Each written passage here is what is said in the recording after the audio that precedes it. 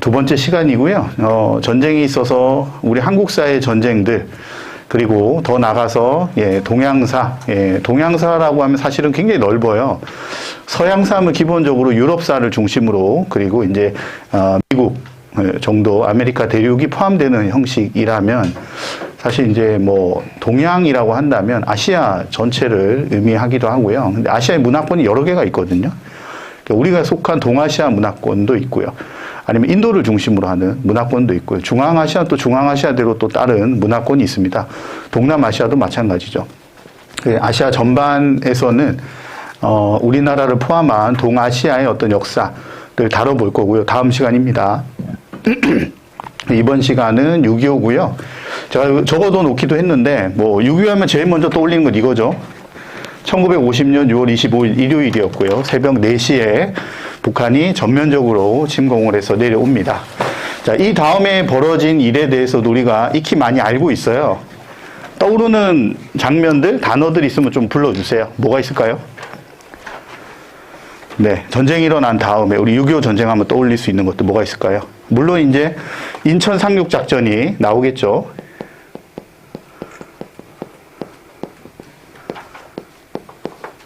그럼 그 이전과 이후가 있을 것입니다. 네. 말하자면 어떤 사건은 그 전과 당연히 연결이 될 수밖에 없어요. 갑자기 탁 튀어나온, 뭐 요즘 말로 갑툭튀는 없죠. 갑자기 나오지 않고 연결해서 하나씩 해결을 하면서 관련이 있습니다.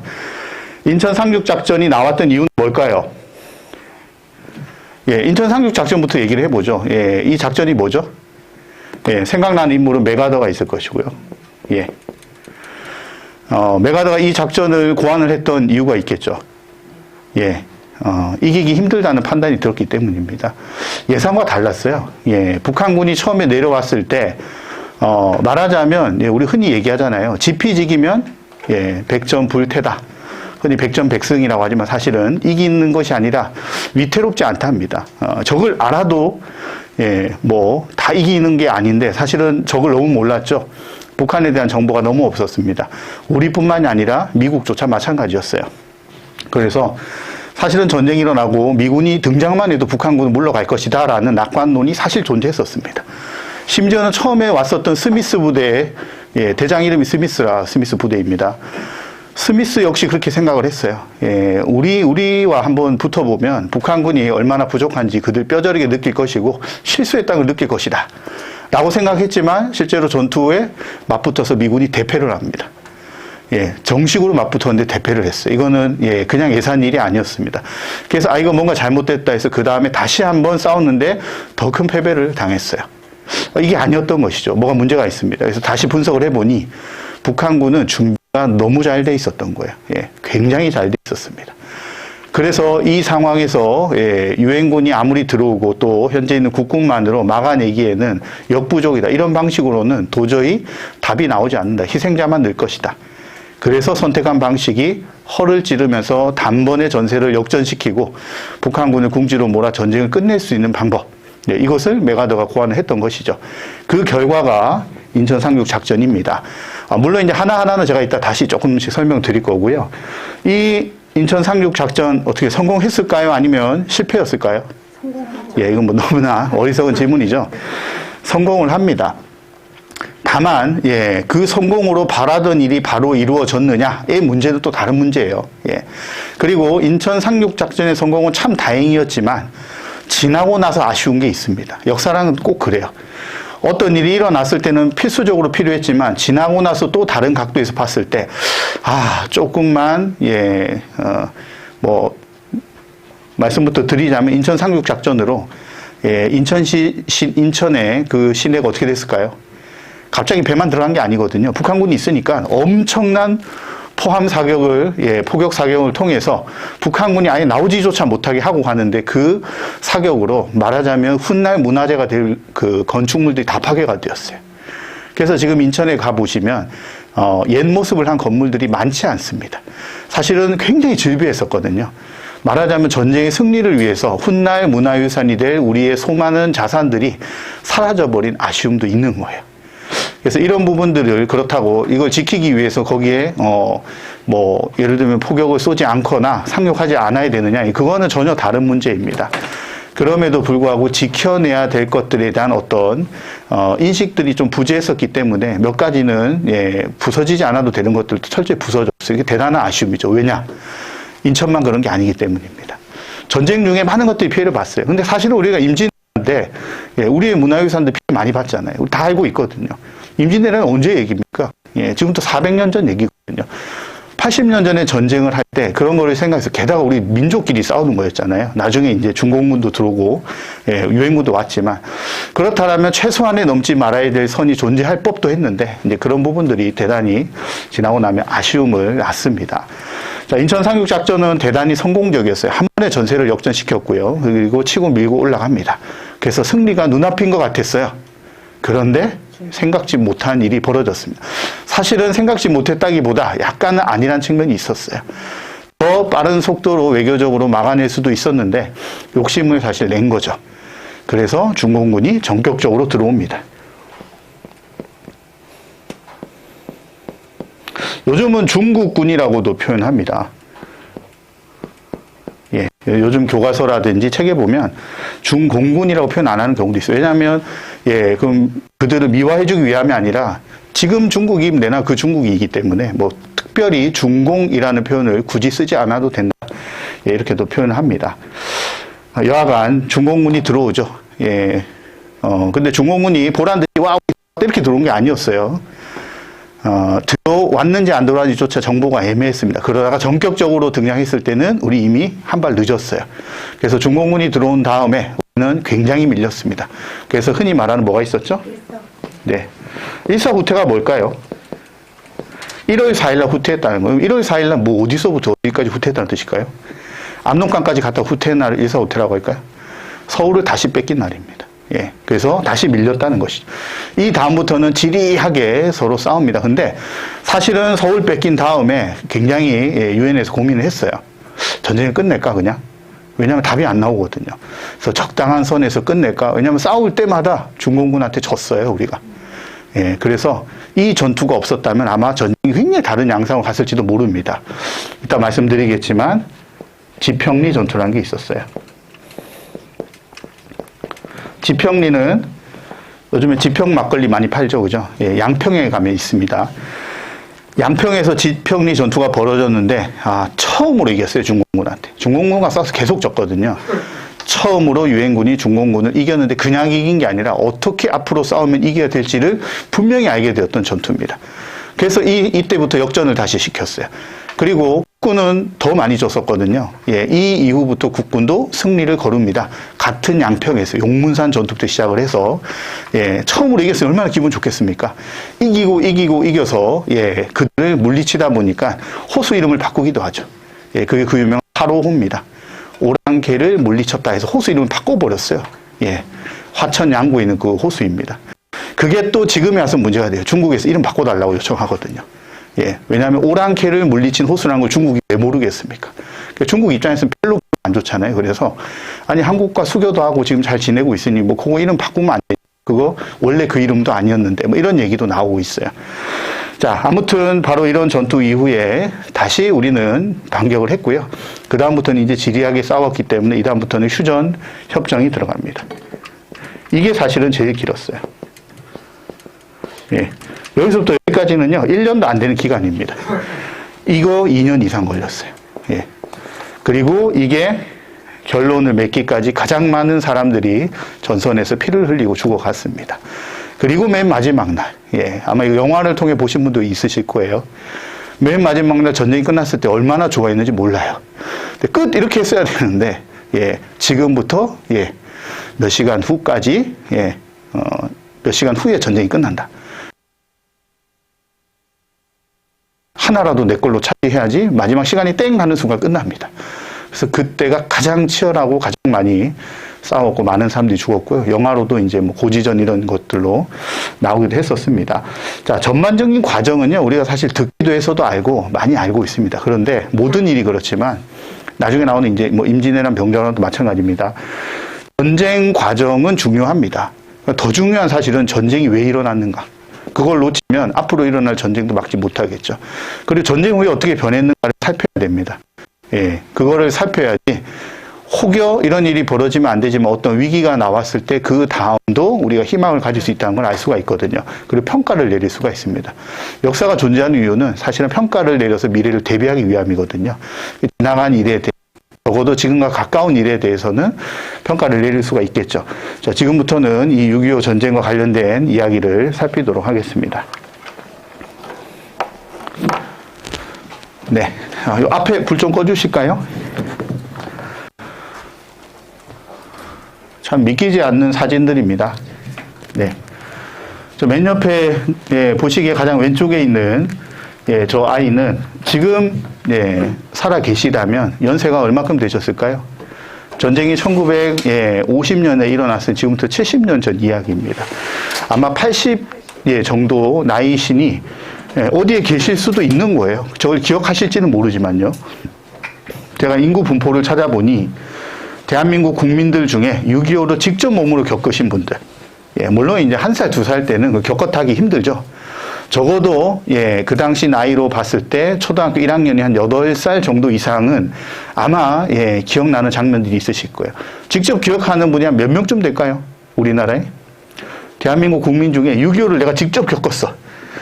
그때 나이가 뭐 여기 있는 요 아이처럼 어린 나이였을 수도 있고요. 아니면 정말 총 들고 싸우신 분일 수도 있고요.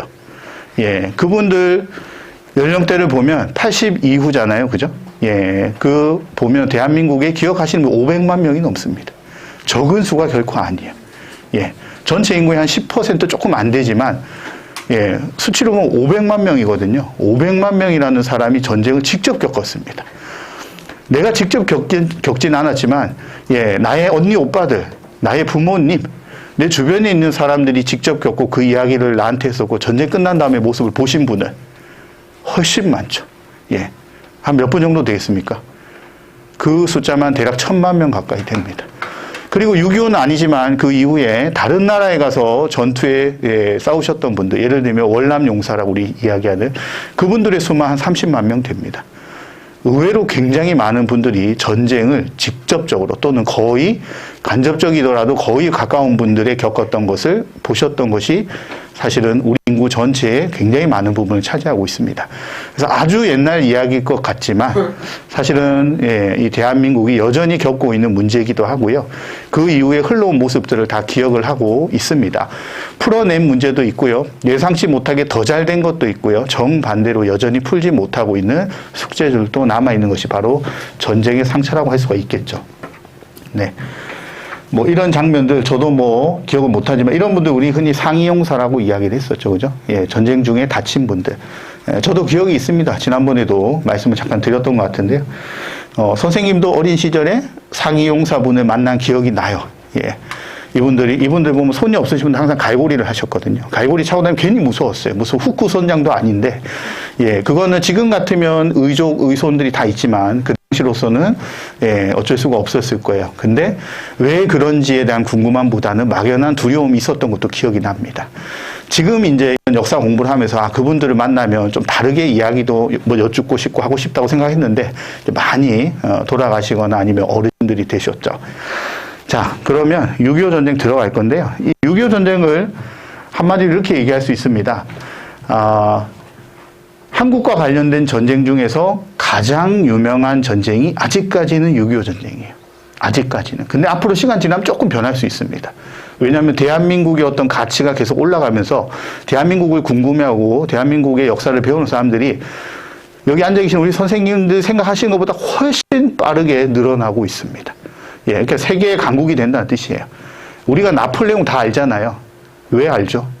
우리나라 사람 아니지 않습니까? 프랑스 사람이잖아요. 근데 나폴레옹 우리가 들어서 알잖아요. 이유는요. 유럽이 세계를 지배했기 때문입니다. 영국의 역사를 알고 우리가 미국의 역사를 보는 것처럼 대한민국의 국격이 오르고 대한민국의 수준이 올라가는 만큼 많은 사람들이 관심을 갖고요. 알려지지 않은 많은 이야기들을 찾고 있습니다. 그 중에서 전쟁, 특히 다른 나라와 이웃 나라와 싸웠던 전쟁들에 관심을 가져요. 근데 아직은 이 6.25 전쟁이 가장 사람들 내리에 많이 남아 있습니다. 왜요? 3차 세계대전이 일어날 뻔했다. 거꾸로 말하자면 3차 세계대전이 일어나면 안 된다는 것을 완벽하게 보여준 전쟁이 바로 이것이기 때문입니다. 그래서 그 이후에 세계적인 규모의 전쟁은 지금까지 안 일어났어요. 근데 이번에 이제 지난 시간에 말씀드렸지만 러시아의 문제가 이제 마지막 남아 있는 것이죠. 그거를 빼고는 사실은 이제 인류가 집단적으로 전투를 벌이면 안 된다는 것을 마지막에 보여줬던 전쟁이 바로 6.25 전쟁입니다. 하필 우리나라에서 일어났기 때문에 가장 큰 피해를 입기도 했었죠. 네. 그러면 조금 거슬러 올라가서 왜 이 6.25 전쟁이 일어났는가를 살필 필요가 있겠습니다. 살피다 보면 우리 역사도 어느 순간에 전 세계 역사의 한가운데 들어가 있었구나를 느낄 수밖에 없어요. 자, 전체주의라는 단어부터 시작을 하겠습니다. 전체주의, 네, 이렇게 표현을 하죠. 예, 개인은 없어요. 왜? 개인이 존재하는 이유는 나의 자유를 위해서 존재하는 게 아니라 내가 속한 집단의 번영을 위해서, 집단의 발전을 위해서 존재하는 것입니다. 거꾸로 말하자면 우리 집단의 발전을 위해 나는 나의 개인의 자유는 포기될 수도 있고, 또는 억압될 수도 있다. 국가의 이름 하에. 이게 전체주의였죠. 자, 들으니까 그렇게 꼭 좋은 것 같진 않은데, 이게 나왔던 이유가 있습니다. 사실은요, 인류가 욕심의 끝을 보여줬던 것이 바로 첫 번째 1차 세계대전이었습니다. 1차 세계대전은 강대국들끼리의 싸움이에요. 쉽게 말하자면 강대국들이 식민지를 뺏기 위해서 야금야금 다른 나라들을 지배했습니다. 안타깝지만 우리나라도 식민지의 하나였죠. 일본이라는 나라가 강대국 틈에 끼어가지고 대한민국을 식민지로 삼았습니다. 문제는 이 땅 따먹기의 끝은 뭐가 되는 거죠? 다 따먹었어요, 땅을. 남은 땅이 없습니다. 그럼 어떻게 되죠? 뺏어야죠, 남의 것을. 그런데 문제는 뭐냐? 처음에 땅 따먹기 시작한 나라들은 큰 상관이 없는데요. 조금 뒤에 등장한 나라들이 문제예요. 따먹으려고 이제 나는 좀 힘을 길러가지고 딱 나왔는데 이미 다 차지했어. 그거 어떡합니까? 뺏어야죠. 그렇게 해서 시작되었던 것이 바로 1차 세계대전이었습니다. 강대국들끼리의 싸움. 그래서 사실상 이거는 1차 세계대전이라기보다는 유럽전쟁이라는 표현도 써요. 왜냐하면 유럽이 중심이 돼서 싸웠거든요. 심지어 미국조차 한 발 물러나서 보다가 나중에 어쩔 수 없이 참전을 하게 됩니다. 그리고 이 전쟁의 끝에 엄청나게 많은 사람들이 죽었고요. 전쟁이 끝나고 나서 많은 나라들이, 붙잡혔던 나라들이 빠져나오는데 안타깝지만 우리 대한민국은요, 식민지 상태를 벗어나지 못합니다. 왜냐하면 우리를 차지하고 있었던 일본은 1차 세계대전의 승전국이었거든요.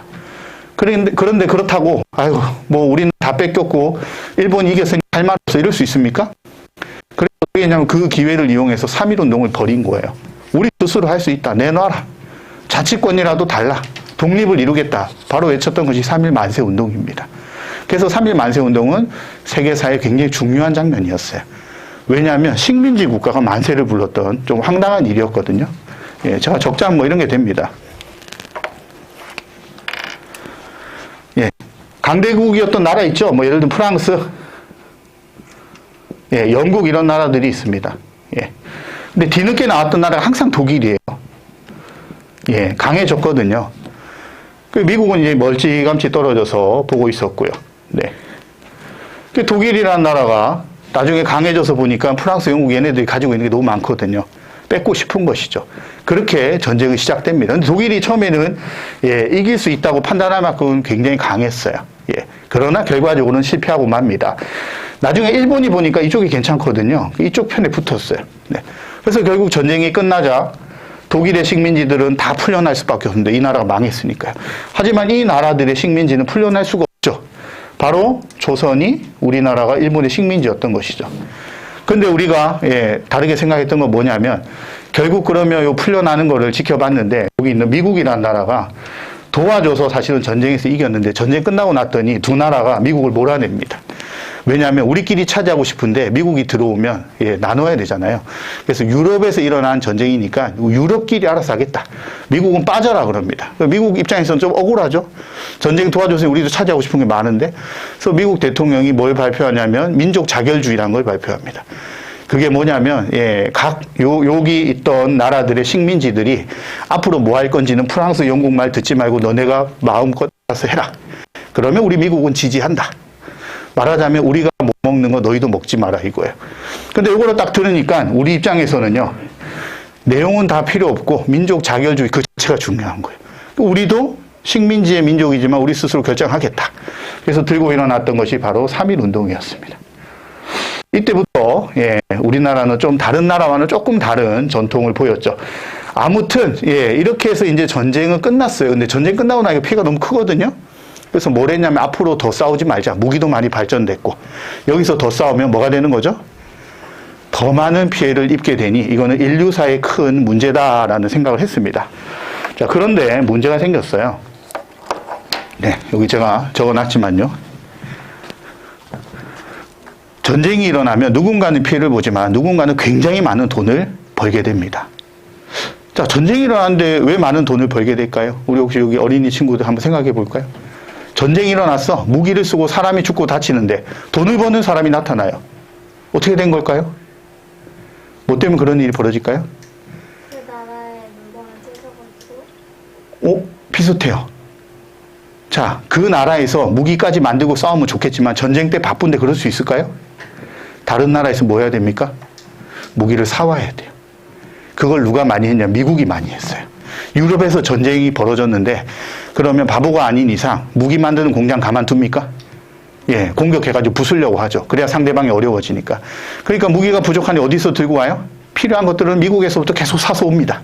미국은 어떻게 될까요? 잘 되죠. 만드는 만큼 다 팔립니다. 그리고 전쟁이 끝났어요. 미국에서는 만들면 다 팔리니까 공장 계속 만들고 계속 투입하고 굉장히 잘 됐는데 그러다 전쟁이 전체적으로 끝나니까 처음에는 조금 괜찮은데 시간 지나니까 이제 더 이상 무기 삽니까?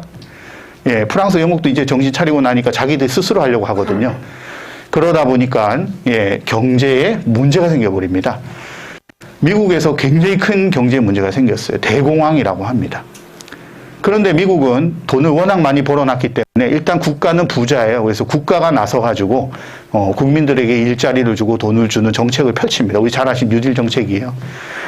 그런데 영국, 프랑스 같은 경우는 자기들도 경제가 굉장히 타격을 입으니까 어떻게 하느냐. 내가 차지하고 있는 나라들을 괴롭혀가지고 살아납니다. 물건만 강제로 파는 거예요. 그 블록 경제라고 합니다. 딱 블록을 쳐가지고 우리 편은 영국 것만 사라. 다른 나라 우리한테 팔지 마.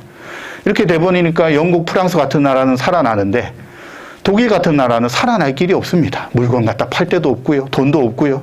이런 방식으로는 살 수가 없습니다. 그래서 그런 나라의 새로운 미래를 제안했던 것이 히틀러 같은 사람이죠.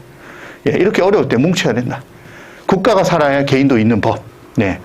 그러면서 새로운 세상을 이야기하는 사람들이 등장을 하죠.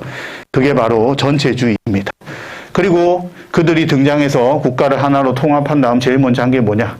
우리가 이렇게 된 거는 다 누구 때문입니까? 자기들밖에 모르는 저런 나라들, 영국, 프랑스, 미국 같은 나라들. 저들과 맞서야 된다. 그래서 다시 군비 경쟁을 하기 시작합니다. 그리고 힘을 길러요.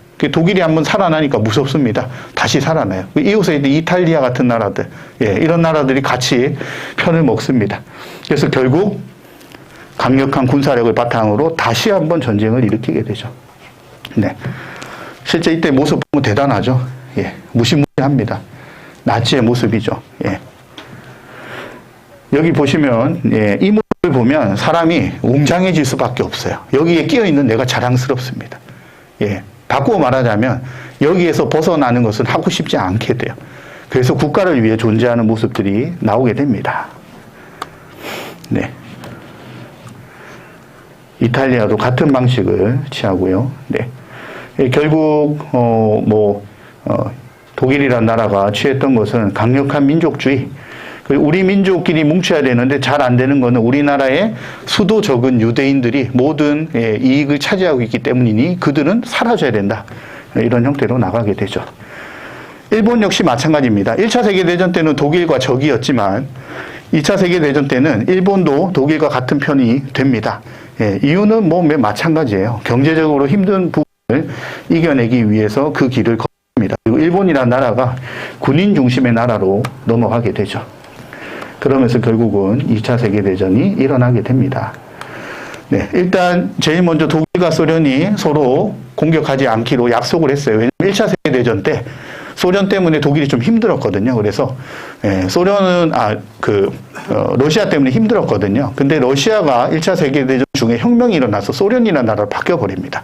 그래서 소련과 싸우면 곤란하니까 소련과는 일단 불가침장을 맺고 소련 입장에서도 내부 단속과 발전이 중요했기 때문에 독일과 비밀 약속을 해놓죠. 자, 그 이후에 독일이 전격적으로 폴란드를 침공을 했고요. 예, 폴란드를 침공하자 이거 문제가 생겼죠. 그래서 영국, 프랑스가 독일에 선전포고를 합니다. 그러면서 이제 드디어 전쟁이 벌어져요. 소련과 이탈리아가 들어와서 독일 편을 듭니다. 그런데 준비를 워낙 잘했기 때문에 초반에는 독일의 승리로 굳어지는 듯 했어요. 그리고 프랑스 파리를 차지한 이후에 기념사진 같은 것입니다. 뒤에 보이는 게 이제 에펠탑이죠. 네, 프랑스 사람들이, 예, 실제 이제 그 당시 장면들이에요. 예. 말하자면 우리 서울에 일본군이 들어왔을 때랑 똑같다고 보시면 됩니다. 예, 일본군이 들어온 그 장면을 보면서 기분이 어떻겠어요? 예, 전쟁에 졌구나. 불과 몇십 년 전에 우리 이겼었는데, 불과 20년 만에 어떻게 됩니까? 독일의 손에 나라를 빼앗기게 된 것이죠. 그리고 거리가 어떻게 해요? 이렇게 나치의 거리로 바뀌게 됩니다. 이게 프랑스의 모습이에요. 네. 그리고, 예, 독일인들은, 예, 무슨 일을 했느냐? 여기 보시는 것처럼요, 예, 박물관 있잖아요. 유럽에 가면, 예, 뭐, 르브르 박물관, 뭐, 오르쉐 이런 유수의 박물관들이 있죠. 박물관에 있는 이런 작품들을 다 옮기기도 하고 가져가기도 합니다. 영국도 별반 다를 게 없었죠. 근데 영국의 입장에서는 일단 바다 건너에 있었기 때문에 바로 독일의 공격을 받지 않았습니다. 그런데 하루가 멀다 하고 이제 독일에서 비행기를 날려가지고 영국을 공격해대니 영국에서, 예, 고민스러운 게 뭐냐면요. 사람들은 그때그때 피할 수 있지만 여기 있는 미술품들이 한번 망가지면 끝이잖아요. 그래서 미술품들을 다 갖다가 창고에다가 다 넣었어요. 그러고 나니까 무슨 문제가 생겼냐면 텅 빈 미술관, 텅 빈 박물관을 보고 영국인들의 마음이 확 가라앉았습니다. 왜냐하면 그전에는 몰랐는데 박물관이 텅 비고 나니 우리가 지고 있구나, 힘들구나, 정신적으로 너무 힘들었어요. 그때 한 연주자가, 예, 비어있는 곳에 가서 연주를 하기 시작을 합니다. 예, 빈 예술 공간에 새로운 예술을 넣겠다. 임시지만. 그러다 보니까 어떻게 되느냐. 연주가 있는 동안에 영국인들이 슬금슬금 나가지고 연주를 다 들어요. 이런 마음으로, 예, 공세를 견뎌냈습니다. 그러다가 결국, 예, 전쟁을 승리를 하게 되죠. 네. 뭐 하는 장면일까요? 예. 보니까 남자들이 서가지고 웬 여성의 머리카락을 막 깎고 있죠. 이 사람 말하는 우리도 지금 친일파예요. 예. 프랑스가 독일 손에 넘어갔을 동안 나치에 부역했다. 이 사람들이 붙잡혀가지고 이런 일을 당하고 있는 장면들이죠. 자, 유럽에서 이런 전쟁이 벌어지고 있는 동안 아시아에서도 끔찍한 일이 벌어졌습니다. 사실 우리가 일본에게 피해를 많이 입은 건 사실이에요. 그러나 뭐 객관적으로 뭐 이렇게 꼭 표현을 하자면 사실은 중국이 더 큰 피해를 봤거든요. 일본인들은 어쨌든 조선인들을 차별하고 피해는 줬지만 조선을 차지해가지고, 예, 요 조선에서 돈도 벌고 조선을 어떻게 이용하려고 했어요. 그러니까 덜 괴롭혔어요. 비교적. 반면에 중국은 인구가 굉장히 많죠. 그러다 보니까, 예, 불필요한 중국인들은 아예 살려두지 말아야 생각이었어요. 그래서 너무 많은 중국인들이 사실은 목숨을 잃게 됩니다. 그래서 중국에 가면 우리나라처럼 이 독립기념관 같은 데들이 있어요. 가면 정말 이게 지금 정말 내가 눈으로 본 게 사실인가 싶은 그런 끔찍한 영상이나 장면들이 많이 있습니다. 예, 대단히 안타까운 일이죠. 자, 일본이라는 나라가 팽창을 하게 됩니다. 네, 그리고, 예, 중국에 전쟁을 벌여요. 그게 1937년 일입니다. 여기 보시는 것처럼 여기 나와 있죠? 예, 일본이 1910년까지 점령 지점은 어디입니까? 여기. 예, 그래서 우리나라뿐만 아니라 대만이라는 나라도, 예, 어디요? 일본의 오랫동안 식민지였습니다. 1922년까지는 여기 위쪽이에요. 예. 그리고 점점에서 39년까지는 엄청나게 많은 땅들이 일본의 손아귀에 넘어갑니다. 그렇기 때문에 우리가 중국에서 독립운동 할 수 있었던 이유 중에 하나도 중국 역시도 독립운동을 해야 될 판이거든요. 그래서 같이 힘을 합하고 싸울 수 있었습니다. 자, 그런데 중국 땅은 넓은데 일본인의 수는 한정돼 있잖아요. 조선을 다스리기도 쉽지가 않습니다. 타이완, 대만도 다스려야 되죠. 만주도 다스려야 되죠. 안으로 넘어가다 보니까 어떻게 해요? 말을 듣지 않으면 아예 다 죽이는 전략. 그래서 이게 과연 신문에 실릴 일인지 의아하지만 이런 걸 이제 전쟁 때 얘기하는 집단 광기라고 그래요. 다 같이 잘못된 방향을 잘못됐다 보지 못하고 즐기는 거예요. 뭐라고 적혀 있죠? 예, 백인 참의 초기록. 두 사람이서 내기를 합니다. 누가 더 많이 죽이나. 예, 목을 누가 더 많이 베나 이 내기예요. 그러니까 사람을 사람으로 보지 않는 거죠. 그래서 목배는 내기의 대상으로 볼 뿐입니다. 그래서 둘이서 열심히 해가지고 한 명은 106명의 목을 베고 한 명은 105명의 목을 베었다. 이게 중국 박물관 가면 딱 붙어 있는 사진입니다. 예. 이걸 어디서 냈을까요? 이거 일본 신문에서 낸 거예요. 예. 신문이라고 하는 것은 모두 이 기사를 전하기 위함입니다. 우리가 이기고 있다. 이 정도는 할 수 있겠죠. 그런데 이런 광기 어린 내용들, 그럼 이거 보는 사람들이 낄낄대고 웃었겠죠. 그러기를 바라고 또 신문을 냈을 것이고, 예. 이런 참혹한 시기들이 존재했었습니다. 그리고 일본은 마지막 미국에게 전쟁을 걸게 됩니다. 예, 진주만 기습 폭격을 통해서 태평양 전쟁을 일으키죠. 그러면서 2차 세계대전의 전쟁터가 하나는 유럽이요, 하나는 태평양으로 오게 됩니다. 예, 그래서 중국을 벗어나 동남아시아까지 일본이 이렇게 차지하고요. 태평양 전체를 차지하겠다는 뜻으로 미국과 전쟁을 벌이게 됩니다. 뭐 결론은 다 아시죠? 네. 처음에는 미국이 좀 두려워했어요. 예, 일본군의 잔혹한 이런 만행들 때문에 마치 일본군들이 말하자면 사탄, 악마처럼 보였던 거예요. 하지만 그들 역시 그렇게 부풀려져 있던 사람이었을 뿐이고요. 강력한 무기와 잘된 훈련 앞에서는 소용이 없었습니다. 결국 미군과 일본군이 싸움은 미군의 거의 일방적인 승리로 끝이 나고 맙니다. 예. 유명한 그 마지막 전쟁이라고 할 수가 있겠죠.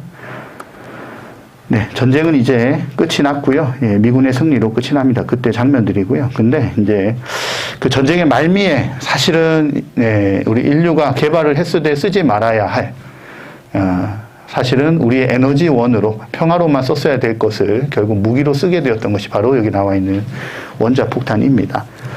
원자폭탄을 썼던 이유가 뭘까요? 미국은 왜 원자폭탄을 일본에게 썼을까요? 예, 유럽에서 전쟁이 끝났어요. 히틀러가 스스로 목숨을 끊으면서 전쟁이 끝났는데 일본은 항복을 하지 않는 것입니다. 문제는 뭐냐면 일본과 지금 미국이 싸우고 있는 동안 유럽에서 전쟁이 끝났기 때문에 전쟁 이후에 어떤 논의를 해야 되는데 참여를 못해요. 근데 사실상 일본이 졌거든요. 근데 졌다고 항복을 하지 않습니다. 공식적으로. 그러다 보니 뭔가 강력한 충격을 쓰지 않고서는 조기에 항복을 이끌어낼 수 없겠다는 판단 하에 미국에서 고민 끝에 원자폭탄을 쓰기로 합니다. 근데 사실은 이 2차 세계대전 말미에 여러 나라들이 원자폭탄 개발을 위해서 애를 썼었어요. 이 무기가 나오면 서로 이길 수 있다.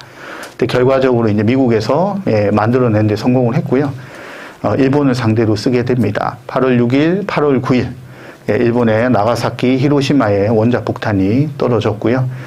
이 원자폭탄을 알고는 있었을 때 실제 사용한 게 처음이었기 때문에 이거를 보고 일본은 더 이상 전쟁을 끌 수 없다는 판단을 했었죠. 그래서 결국 항복을 하게 됩니다. 근데 이제 문제가 생겼어요.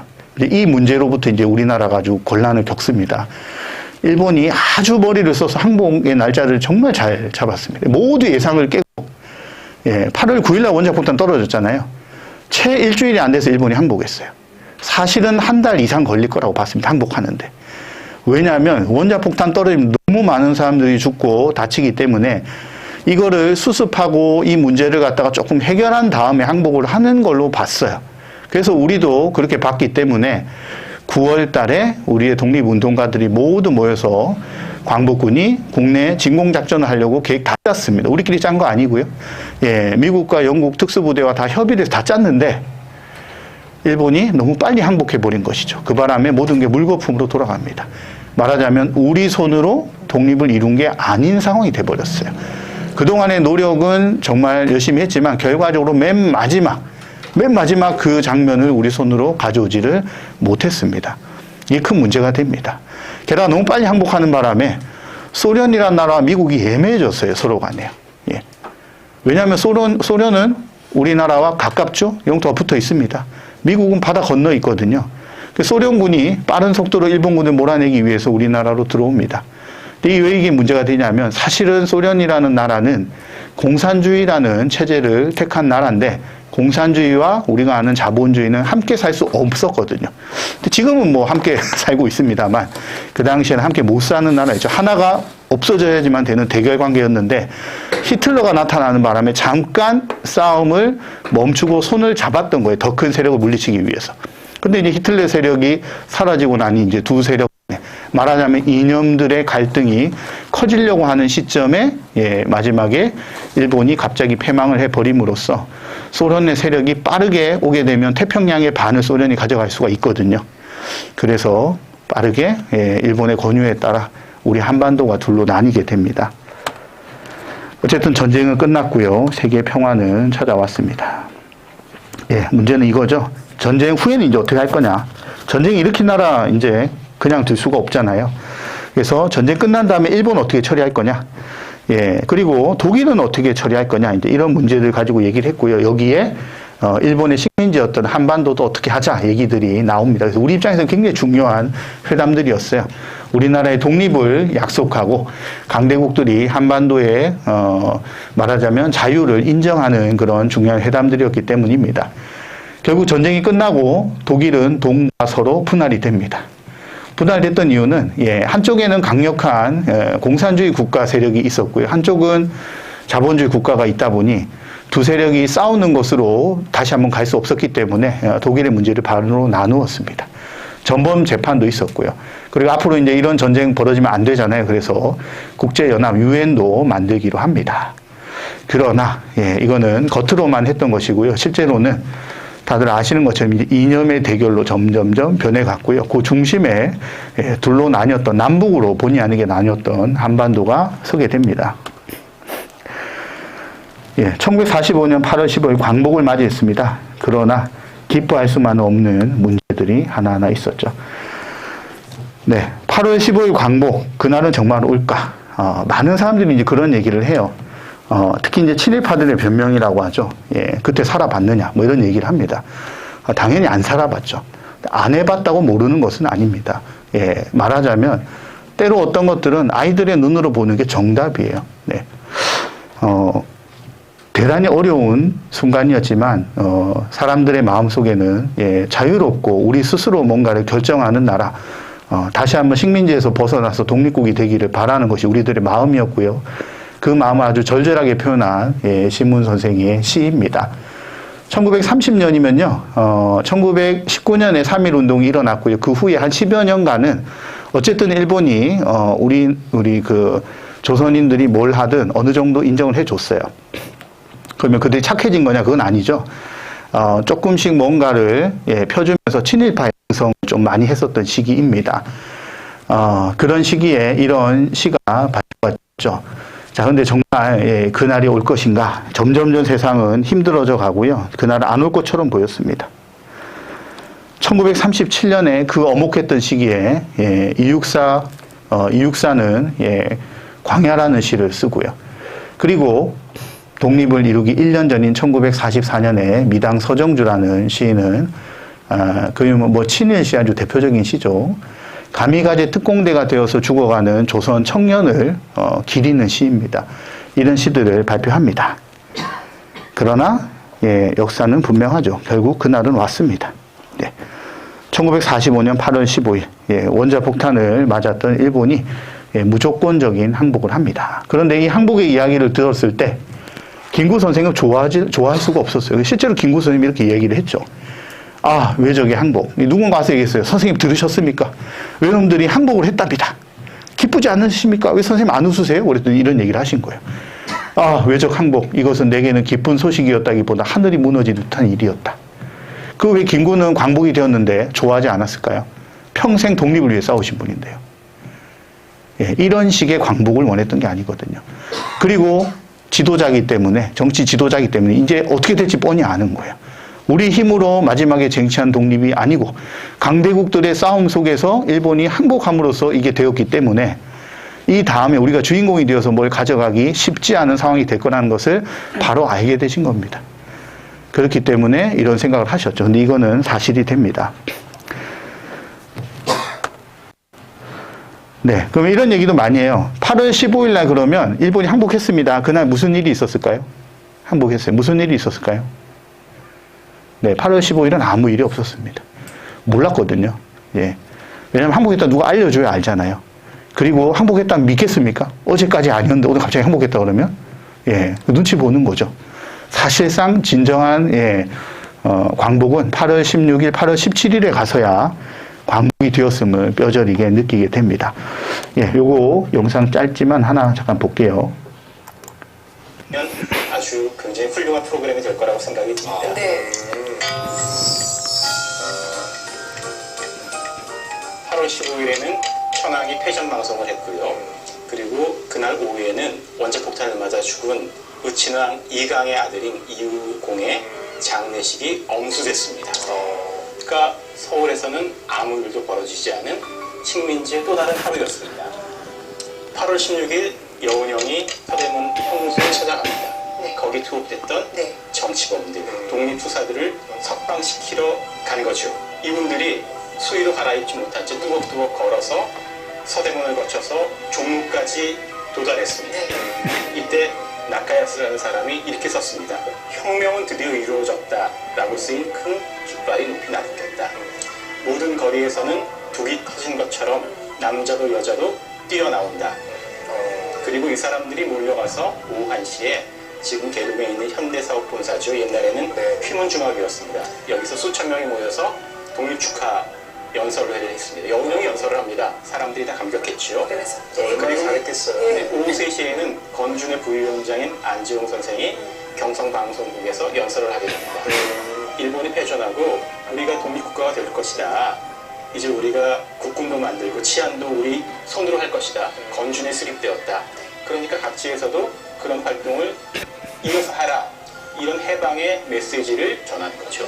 실질적인 해방은 8월 16일이었습니다. 그리고 그 다음날 8월 17일이 되니까 이제 땅끝인 전남 광양에서 사람들이 일장기에 태극 문양을 만들어서 그걸 들고서 뛰쳐나오게 됩니다. 독립축하 행진이 벌어지게 됩니다.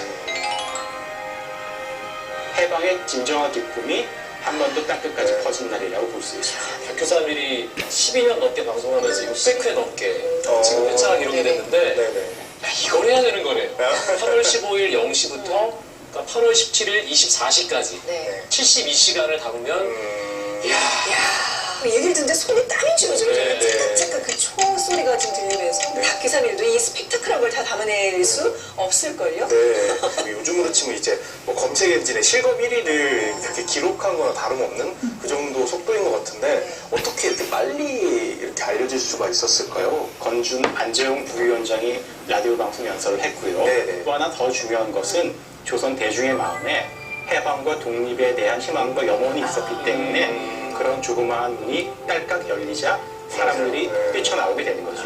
그건 도저히 막을 수 없는 거대한 흐름을 만들게 되는 것이죠. 해방의 사진이라고 보는 그 태극기 들고 막 사람들 행진하는 사진이 사실은 8월 15일이 아니라 그 행진 때 찍힌 사진인 건가요? 그렇습니다. 종로쯤에서 찍혀 있는 것으로 생각이 되고요. 사람들이 이제 짧은 머리, 수의를 입고 정신없이 행진해서 해방의 날은 사실은 8월 15일이 아니라 8월 16일이었다 이렇게 볼 수 있습니다. 한순간에 어떻게 보면 정치범, 범죄자로 낙인 찍혔던 게 없어진 거잖아요. 그리고 더 이상 범죄가 아니라 당당하게 우리가 나설 수 있는 거, 그게 시민들한테 느껴지는 거는 굉장히 컸을 것 같아요. 정치범, 경제범을 석방한다는 것은 굉장히 중요한 의미가 있습니다. 왜냐, 서울에서만 1,100명 이상 혹은 많게는 10,000명 정도가 석방되었다고 봅니다. 숫자가 주로 상당했네요. 사상범, 정치범, 독립운동가들입니다. 이분들이 떳떳하게 풀려나서 행진하게 되자 일본이 패전한 것이 한국의 해방이구나. 우리의 정치적 권리가 회복된 것이구나. 라고 하는 것을 선언하는 굉장히 중요한 네, 여기까지 보겠습니다. 진짜 한번 좀 생각해 볼 수 있는 일이잖아요. 8월 15일 해방이 우리 다 알고 있는데 그날 어땠을까 생각해 볼 수 있거든요. 예, 보셨던 것처럼 지금처럼 뭐 그 전국 곳곳에 인터넷망이 깔려 있고 TV가 있으면요 방송 통해 금방 보겠지만 그런 시대가 아니었죠. 그럼에도 불구하고 사실은 이렇게 될 거라는 걸 알고 있었고요. 일본의 원자폭탄이 떨어졌고 여기에 어떻게 일본이 대응할지에 대해서는 국내 독립운동가들이 다 짐작을 하고 있었습니다. 그래서 여운형은 감옥에 있었지만 이미 그 전에 건국준비위원회라는 걸 만들었어요. 그래서 전국 단위 조직까지 다 결성을 해놓은 상태였습니다. 다만 시작 이것만 안 했던 것이죠. 그리고 이 사실을 일본도 알았어요. 모르지 않습니다. 아무리 우리가 비밀을 지킨다 하더라도 뭔가가 준비되고 있으면 모를 리가 없고요. 게다가 일본은 원자폭탄 이후에 패망이 기정사실이었기 때문에 일본의 입장에서도 만약에 조선인들이 폭발해서 조선 땅에 있는 일본인들을 공격하면 이거 걷잡을 수 없는 문제가 되거든요. 그러니까 여기에 대한 대비가 필요합니다. 그래서 이것에 대해서 말하자면 일본군이, 왜냐하면 한반도 땅에 일본군이 여전히 있었거든요.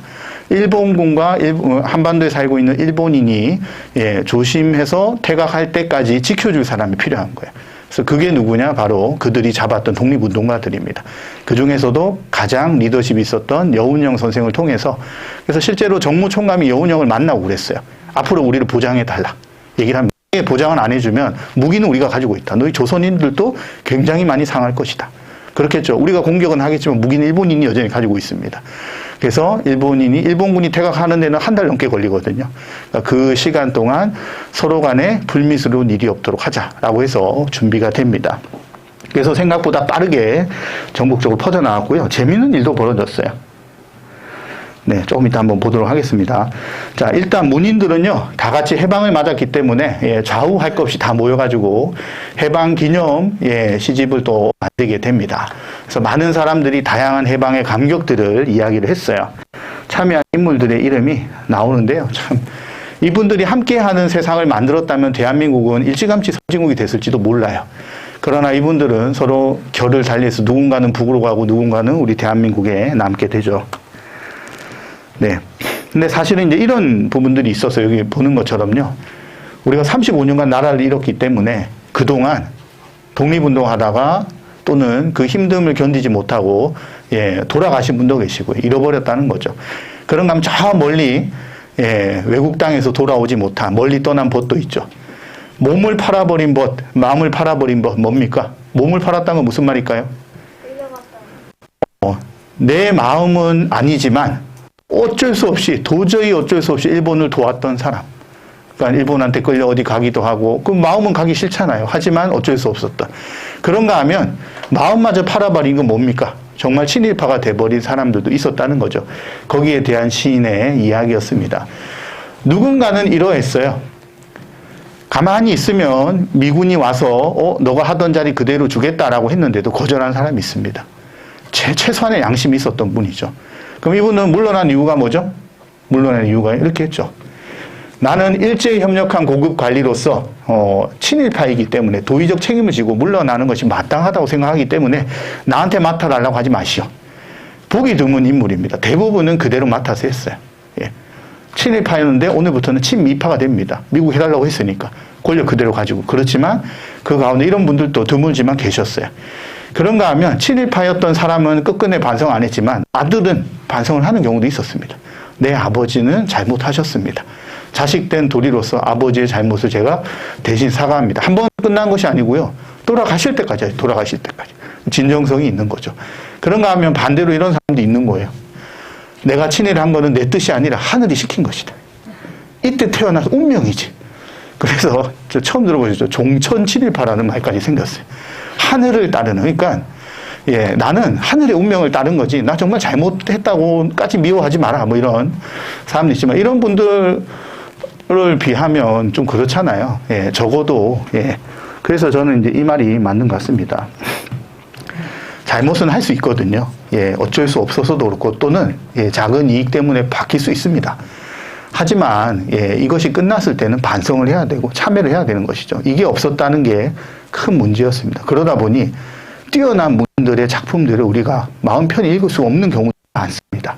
문과 삶은 다르다라고 이야기하지만 글쎄요. 역사를 하는 입장에서는 과연 사람의 어떤 이야기를 그의 삶과 따로 빼서 이야기할 수 있는 것인가 잘 모르겠습니다. 그래서 이런 안타까움들이 다 해결이 되지 못한 채 넘어갑니다. 그래서 우리가 너무나 잘 아는 이분들이 사실은 친일의 오명에서 벗어나기 힘들어요. 근데 이분들 늘 주장하시잖아요. 그때 안 살아봤잖아. 어쩔 수 없었다. 그렇게 말씀할 수 있지만 그럼 이분들은 뭐가 됩니까? 똑같은 시기에 살았는데요. 이분들이 이상하게 산 건가요? 이런 삶이 잘못된 건가요? 이런 반문할 수밖에 없습니다. 그래서 옳은 것은 옳다고 얘기하는 것이고요. 아닌 건 아니라고 얘기하는 것입니다. 다만 아닌 일을 했어도 사람이기 때문에 반성을 하고 참여를 하며 용서해 주는 것. 그런 것들이 좀 부족했던 것이 안타까움이다라고 이야기를 하겠습니다. 그래서 해방은 되었지만 사실은 여러 가지 문제들이 복합적으로 일어나요. 친일에 대한 문제도 있고요. 이념에 대한 문제도 일어났습니다. 네, 이런 일도 벌어져요. 8월 17일 날 실제 있었던 일입니다.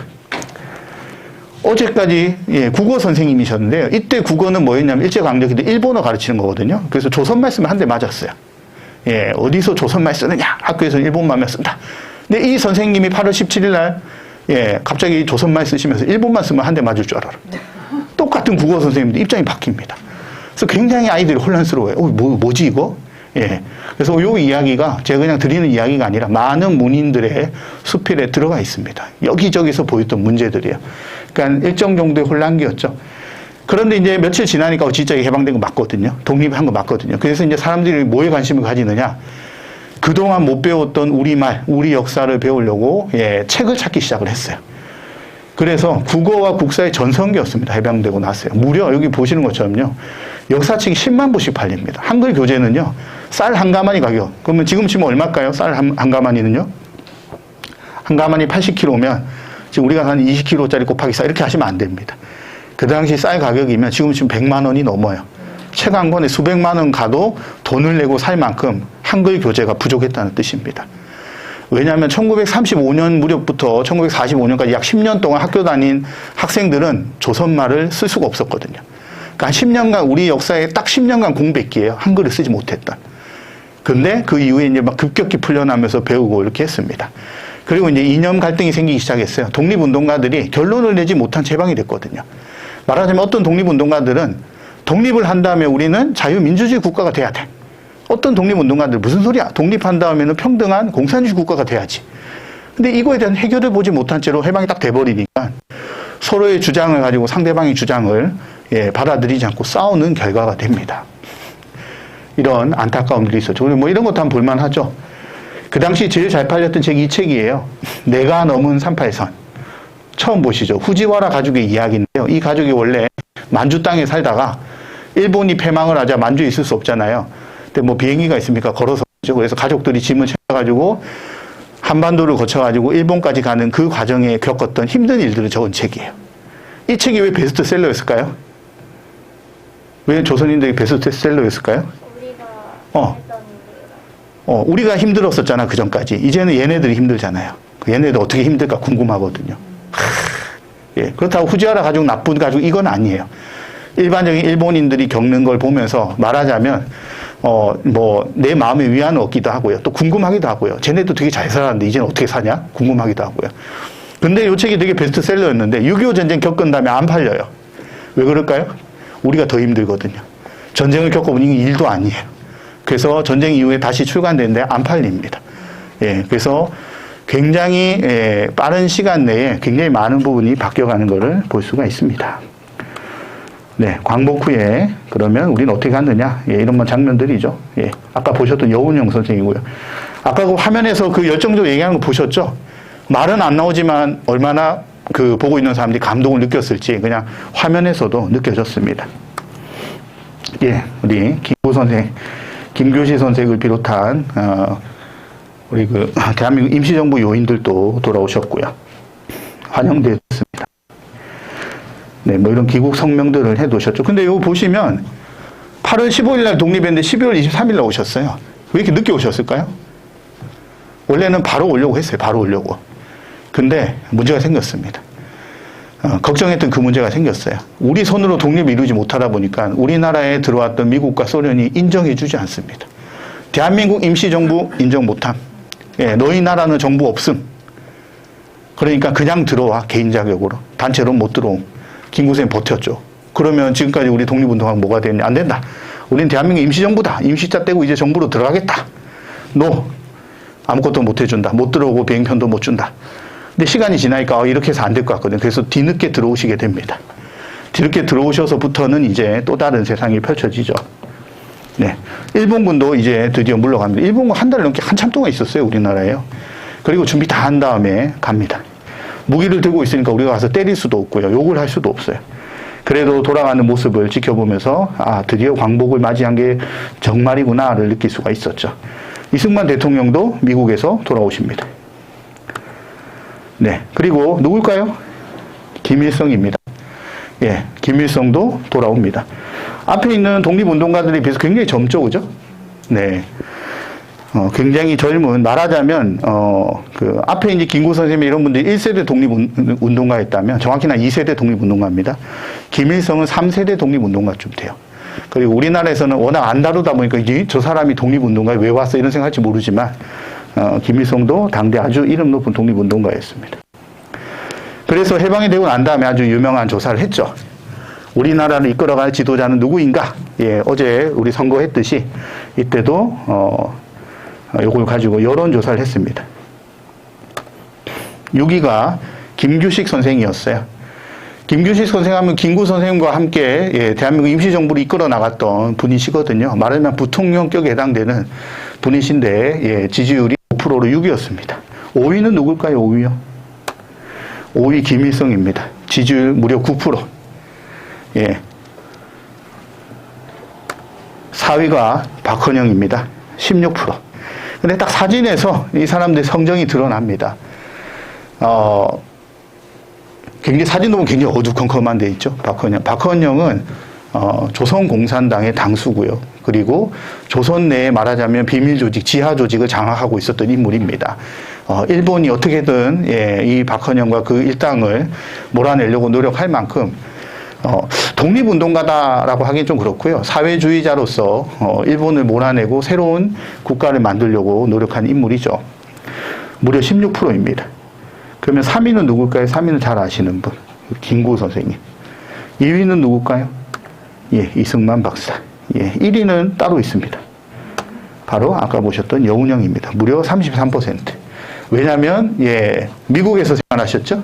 중국에서 생활하셨죠? 예, 우리나라에 그대로 계셨거든요. 그러니까 가장 인지도가 높죠. 그러니 일본의 정무총감도 누구를요? 여운형을 만나가지고 안전보장을 부탁할 수밖에 없었습니다.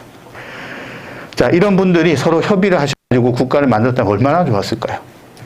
하지만 예, 역사는 그렇게 흐르지 않습니다. 네, 해화동 로타리에서 암살당하셨고요. 예, 전쟁이 일어나기 꼭 1년 전에 경교장에서 암살당하셨습니다. 이승만 대통령만 예, 대한민국 정부 초대 대통령으로 예, 자리매김을 하십니다. 요거 보시면 위에 보시면요 모르는 이름들이 막 나올 거예요. 예를 들면 허헌, 최용달, 예, 누굴까? 예, 백남은 누굴까? 아마 이러실 건데요. 모르는 이름은 다 사회주의자들이라 보시면 됩니다. 그래서 딱 이때 우리 분위기가 어땠냐면요, 딱 반반이었어요. 반반. 예, 어디서 많이 들어보셨죠? 반반.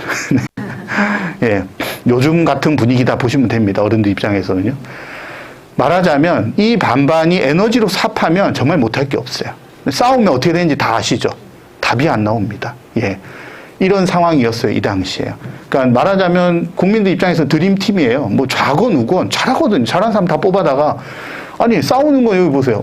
싸우는 김일성이 최고지. 제일 잘 싸우지. 보천보 전투 봤잖아. 다 포기했다고 했을 때 홀로 부대원들 이끌고 예, 전투 침공해가지고 일본에 간담을 서늘하게 해서 독립군은 살아있다를 전국 만방에 보여줬던 사건. 굉장히 충격적이었거든요. 역시 김일성이지. 예, 재무부장 누굽니까? 조만식 선생. 예, 조만식 선생 늘 평양에 계시면서 예, 우리 거를 늘 쓰고 우리 물건을 지키면서 예, 그 모습을 보여주셨던 분이죠. 그런가 하면 외무부장, 전 세계 인사들이랑 제일 친한 사람이 예, 여운형이에요. 그러니까 이런 드림팀들을 잘 활용하면 정말 우리나라는 미래가 있다라고 봤는데 거꾸로 가게 됩니다. 안타깝지만 예, 함께 하지 못하죠. 네, 결국 예, 나뉘게 됩니다. 아까 말씀드렸던 조선 건국위원회를 만들어서 이제 잘 해보려고 했는데 다 부의인데요. 예, 미국과 소련에서 받아들이지 않습니다. 오히려 그들은 한반도를 스스로 다스릴 힘이 없기 때문에 그들이 예, 다스릴 역량이 생길 때까지 소련과 미국이 대신 다스려 주겠다. 예, 그게 신탁 통치거든요. 이제 그런 안을 내놓으면서 신탁 통치를 받아들여야 되느냐 반대해야 되느냐를 놓고 우리끼리 싸우는 일이 벌어집니다.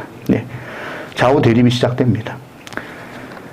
미국에서는 신탁 통치를 하자라고 주장을 했어요. 소련에서 하지 말자라고 했습니다. 왜 그랬을까요? 소련이 볼 때는 안 하는 것이 소련한테 유리하다고 봤어요. 미국이 볼 때는 당장 독립시키면 소련과 붙어 있잖아요. 중국과 붙어 있잖아요. 그러면 예, 미국이 맨날 도와줄 수도 없고 그러면 한반도는 공산주의로 갈 거다라는 불안감이 있는 거예요. 그래서 최대한 늘자. 그래서 처음에 한 50년 하자고 그래서 50년 하자고. 그래서 거부했죠. 안 된다. 50년 절대 안 된다. 빨리 독립시켜주자. 그래서 막 얘기를 하다가 한 5년까지 합의를 봤습니다. 하지만 우리 입장에서는 일본한테 35년간 나라 뺏겼는데 미국, 소련이 아무리 좋은 뜻으로 해도 이거는 남의 나라에 또 뺏기는 것과 똑같거든요. 안 된다, 안 된다라고 했습니다. 근데 결과적으로 미국을 따르는 사람들과 소련을 따르는 사람들이 서로 싸우는 일이 벌어집니다.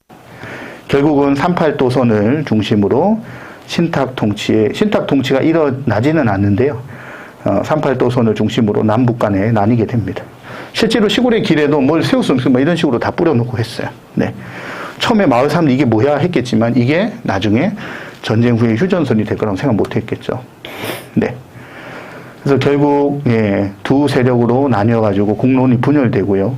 소련을 따르는 측 좌익, 미국을 따르는 측 우익으로 나뉘어가지고 서로 심하게 싸우게 됩니다. 3.1 운동 기념식도 서로 따로따로 했어요. 그래서 해방된 지 불과 1년 만에 우리는 마음이 둘로 나뉘어버리는 상황에 놓였습니다. 네. 네, 넘어가겠습니다. 이거는요. 그리고 선거가 실제로 일어났고요. 북한까지 합쳐서 선거를 할 수 없었기 때문에 남한만의 정부가 들어섰습니다. 요거는 이제 날짜 잘못된 거예요. 1948년 8월 15일에 대한민국 정부가 수립되었고요. 그리고 북한은 9월 9일 날 조선민주주의인민공화국이 수립됨으로써 한반도에 두 개의 나라가 생긴 꼴이 돼버렸습니다.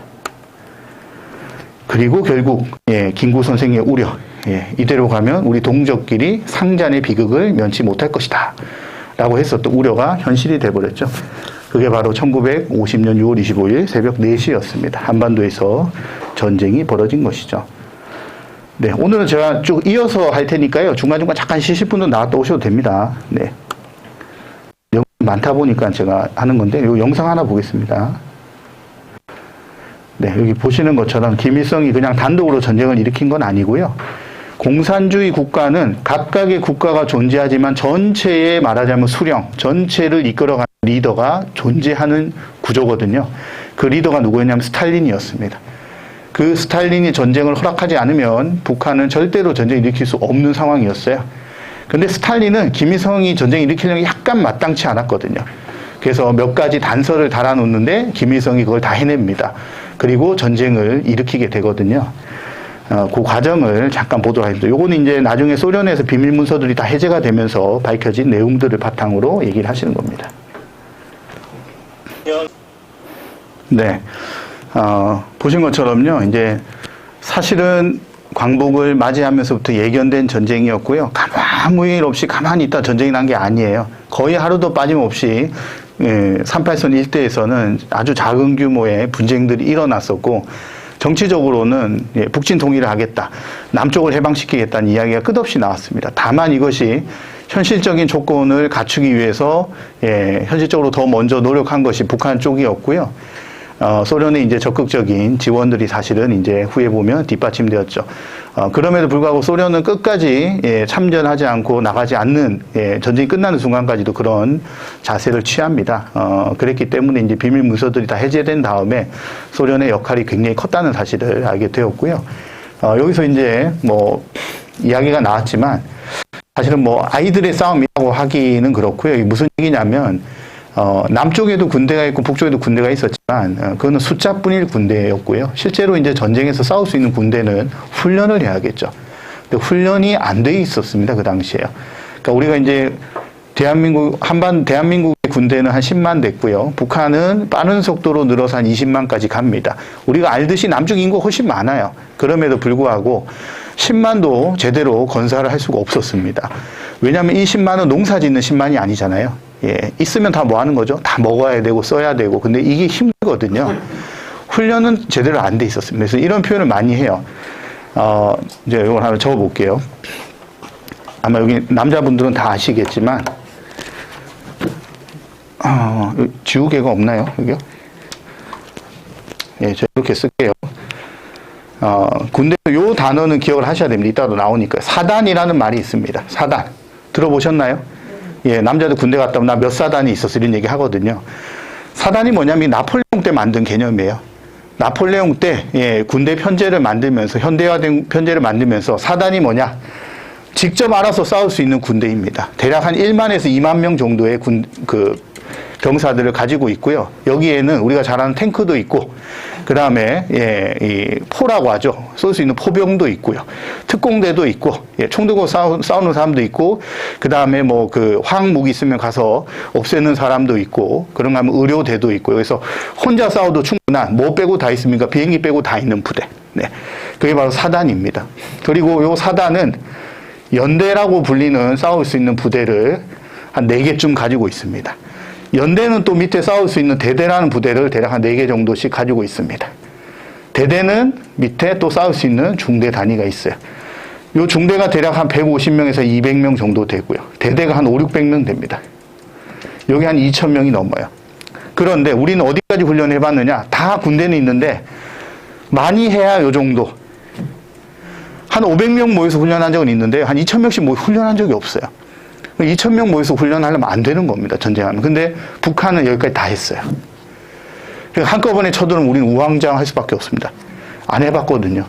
예. 책으로는 봤는데 안 해봤어요. 제가 이런 얘기 많이 합니다. 학생들이 학교에서 소풍 간다 해가지고 다 모여서 버스 타라 그러면 학생들이 다 나오면요. 다 있지가 않아요. 어떤 애들은 급하다고 화장실 갔고요. 어떤 애는 물건 찾으러 들어가고요. 훈련을 안 해보면 급한 일이 있을 때 제대로 준비가 안 됩니다. 그런데 우리는 준비가 거의 요 정도까지 돼 있었고요. 북한은 이까지 다 돼 있었기 때문에 똑같은 군인이라고 할 수가 없어요. 숫자는 2배 차이지만 훈련의 차이는 말도 못할 정도였습니다. 그거는 실질적으로 전쟁을 일으킬 준비를 했느냐 아니면 전쟁을 막을 수 있다고 그냥 생각만 했느냐의 차이에서 나오게 됩니다. 이런 큰 준비의 차이들이 실제 전쟁 때 아주 큰 문제가 되죠. 결국 전쟁이 일어나자 우리가 잘 아는 시인들도 이렇게 종군 작가단으로 참전하고요. 사진 찍는 사람만 있는 게 아니라 이런 사람들도 있었습니다. 이런 유명한 시들도 나왔고요. 네, 보면 이제 남침이 시작이 되죠. 6월 25일 날 내려옵니다. 불과 3일 만에 서울을 점령해요. 근데 잘 아시는 것처럼 처음에 전쟁이 일어났을 때 보고가 올라왔겠죠. 북한군이 내려왔다. 근데 보고를 처음 못 받았어요. 예, 우리 입장에서 참 운도 나빴죠. 그날이 일요일이기도 했지만, 우리 입장에서는 장교들의 숙소 같은 거를, 회관 같은 걸 만들고 나서, 요 전날 밤, 6월 24일 날 밤에 낙성식을 하고요. 파티를 벌였습니다. 주요 지휘관들이 모여가지고 밤새 술을 먹었어요. 그러니까 다음날 정신이 하나도 없는데 전쟁 났다는 얘기를 들었죠. 국방부 장관 막 전화 안 받아요. 자고 있어요. 예, 대통령, 막 힘들어가지고 막 낚시하고 계시다. 뭔 소리야? 초기에 대단히 힘든 이것을 보여주는 어떤 한 상징과도 같은 장면이에요. 물론 이게 전쟁을 좌우하지는 않지만 뭔가 큰 일이 일어났을 때 딱딱딱 풀릴 수 있는 형태를 만들어두지를 못했던 것들. 게다가 지금 6월 25일 날 농번기라고 보냈던 군사들은 데리고 오지도 못합니다. 지금 같으면 방송을 통해 아니면 핸드폰을 통해 보내지만 나간 사람 어떻게 돌아오게 할 거예요. 군인의 수는 줄어들었죠. 준비는 안 돼 있었죠. 북한이 내려왔는데 연락은 안 되죠. 그래서 어떤 일이 벌어지느냐. 그럼에도 불구하고 우리가 이기고 있다. 잘못된 방송 나갔죠. 그 서울 시민들 중에 뭔가 눈치챈 사람은 비난을 떠났지만 대부분은 그냥 남아 있었어요. 뭐지 이러면서요. 그래서 유명한 이야기. 국립중앙박물관장은 출근했다가 전쟁이 일어난 걸 알고 나가보니 북한군이 이미 들어와 있었어요. 국립중앙박물관장이면 고위 관리거든요. 그 정도로 소통이 안 되고 일부만 빠져나갈 수밖에 없는 상황이었습니다. 그렇게 해서 불과 3일 만에 서울을 뺏겼는데 서울을 뺏은 또 김일성은 또 멈췄어요. 거기서 3일 동안. 왜냐하면 정보를 듣기에 남쪽에 있는 인민들은 지금 이승만 정부를 대단히 싫어하고 그래서 우리 해방군이 내려가면 쌍수 들고 환영할 거라는 잘못된 정보가 있었어요. 한 3일 기다렸는데 그런 일이 안 벌어지거든요. 전국 각지에서. 그래가지고 김일성이 이거 아니다. 넘어갑니다. 근데 이때부터는 우리가 막아내지를 못해요. 북한군이 파죽지세로 내려가 못 막습니다. 유명한 일이 있었어요. 우리 심일 소령이 적에 내려오는 걸 보고 이분이 하는 역할이 뭐냐면 전차를 막는 일이 자기의 역할인데 안타깝게도 자기와 부대원들 중에 전차를 본 사람이 없어요. 책으로만 봤어요. 책으로만. 근데 직접 나타나는 이게 전차인지 아닌지 모르겠는 거예요. 헷갈리는 거예요. 근데 비슷하게 생겼어요. 그래가지고 어떻게 막아야 되는데 어떻게 하냐고 무기도 없고 그러니까 결국 화염병 가지고 막 가가지고 막 던지고 난리를 냅니다. 그렇게 해서 부수는데 성공했어요. 그리고 막 했죠. 전차를 잡았다. 탱크를 잡았다. 알고 보니까 그건 탱크가 아니었습니다.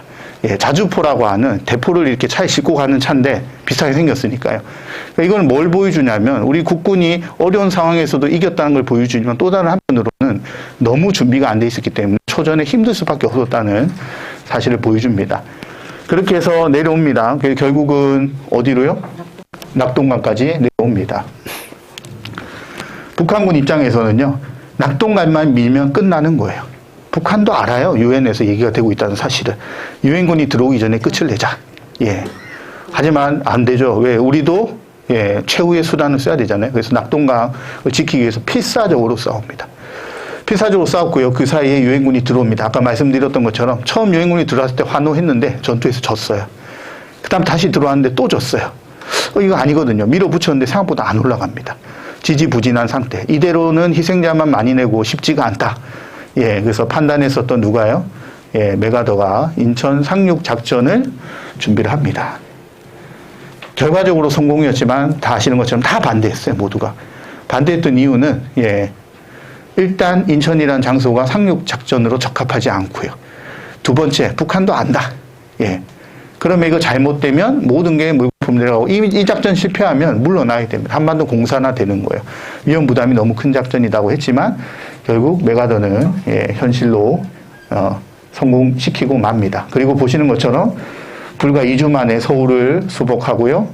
지금 예, 국군의 날이 되는 10월 1일 날 38선 돌파하고 2주 만에 어디까지요? 압록강까지 도달합니다.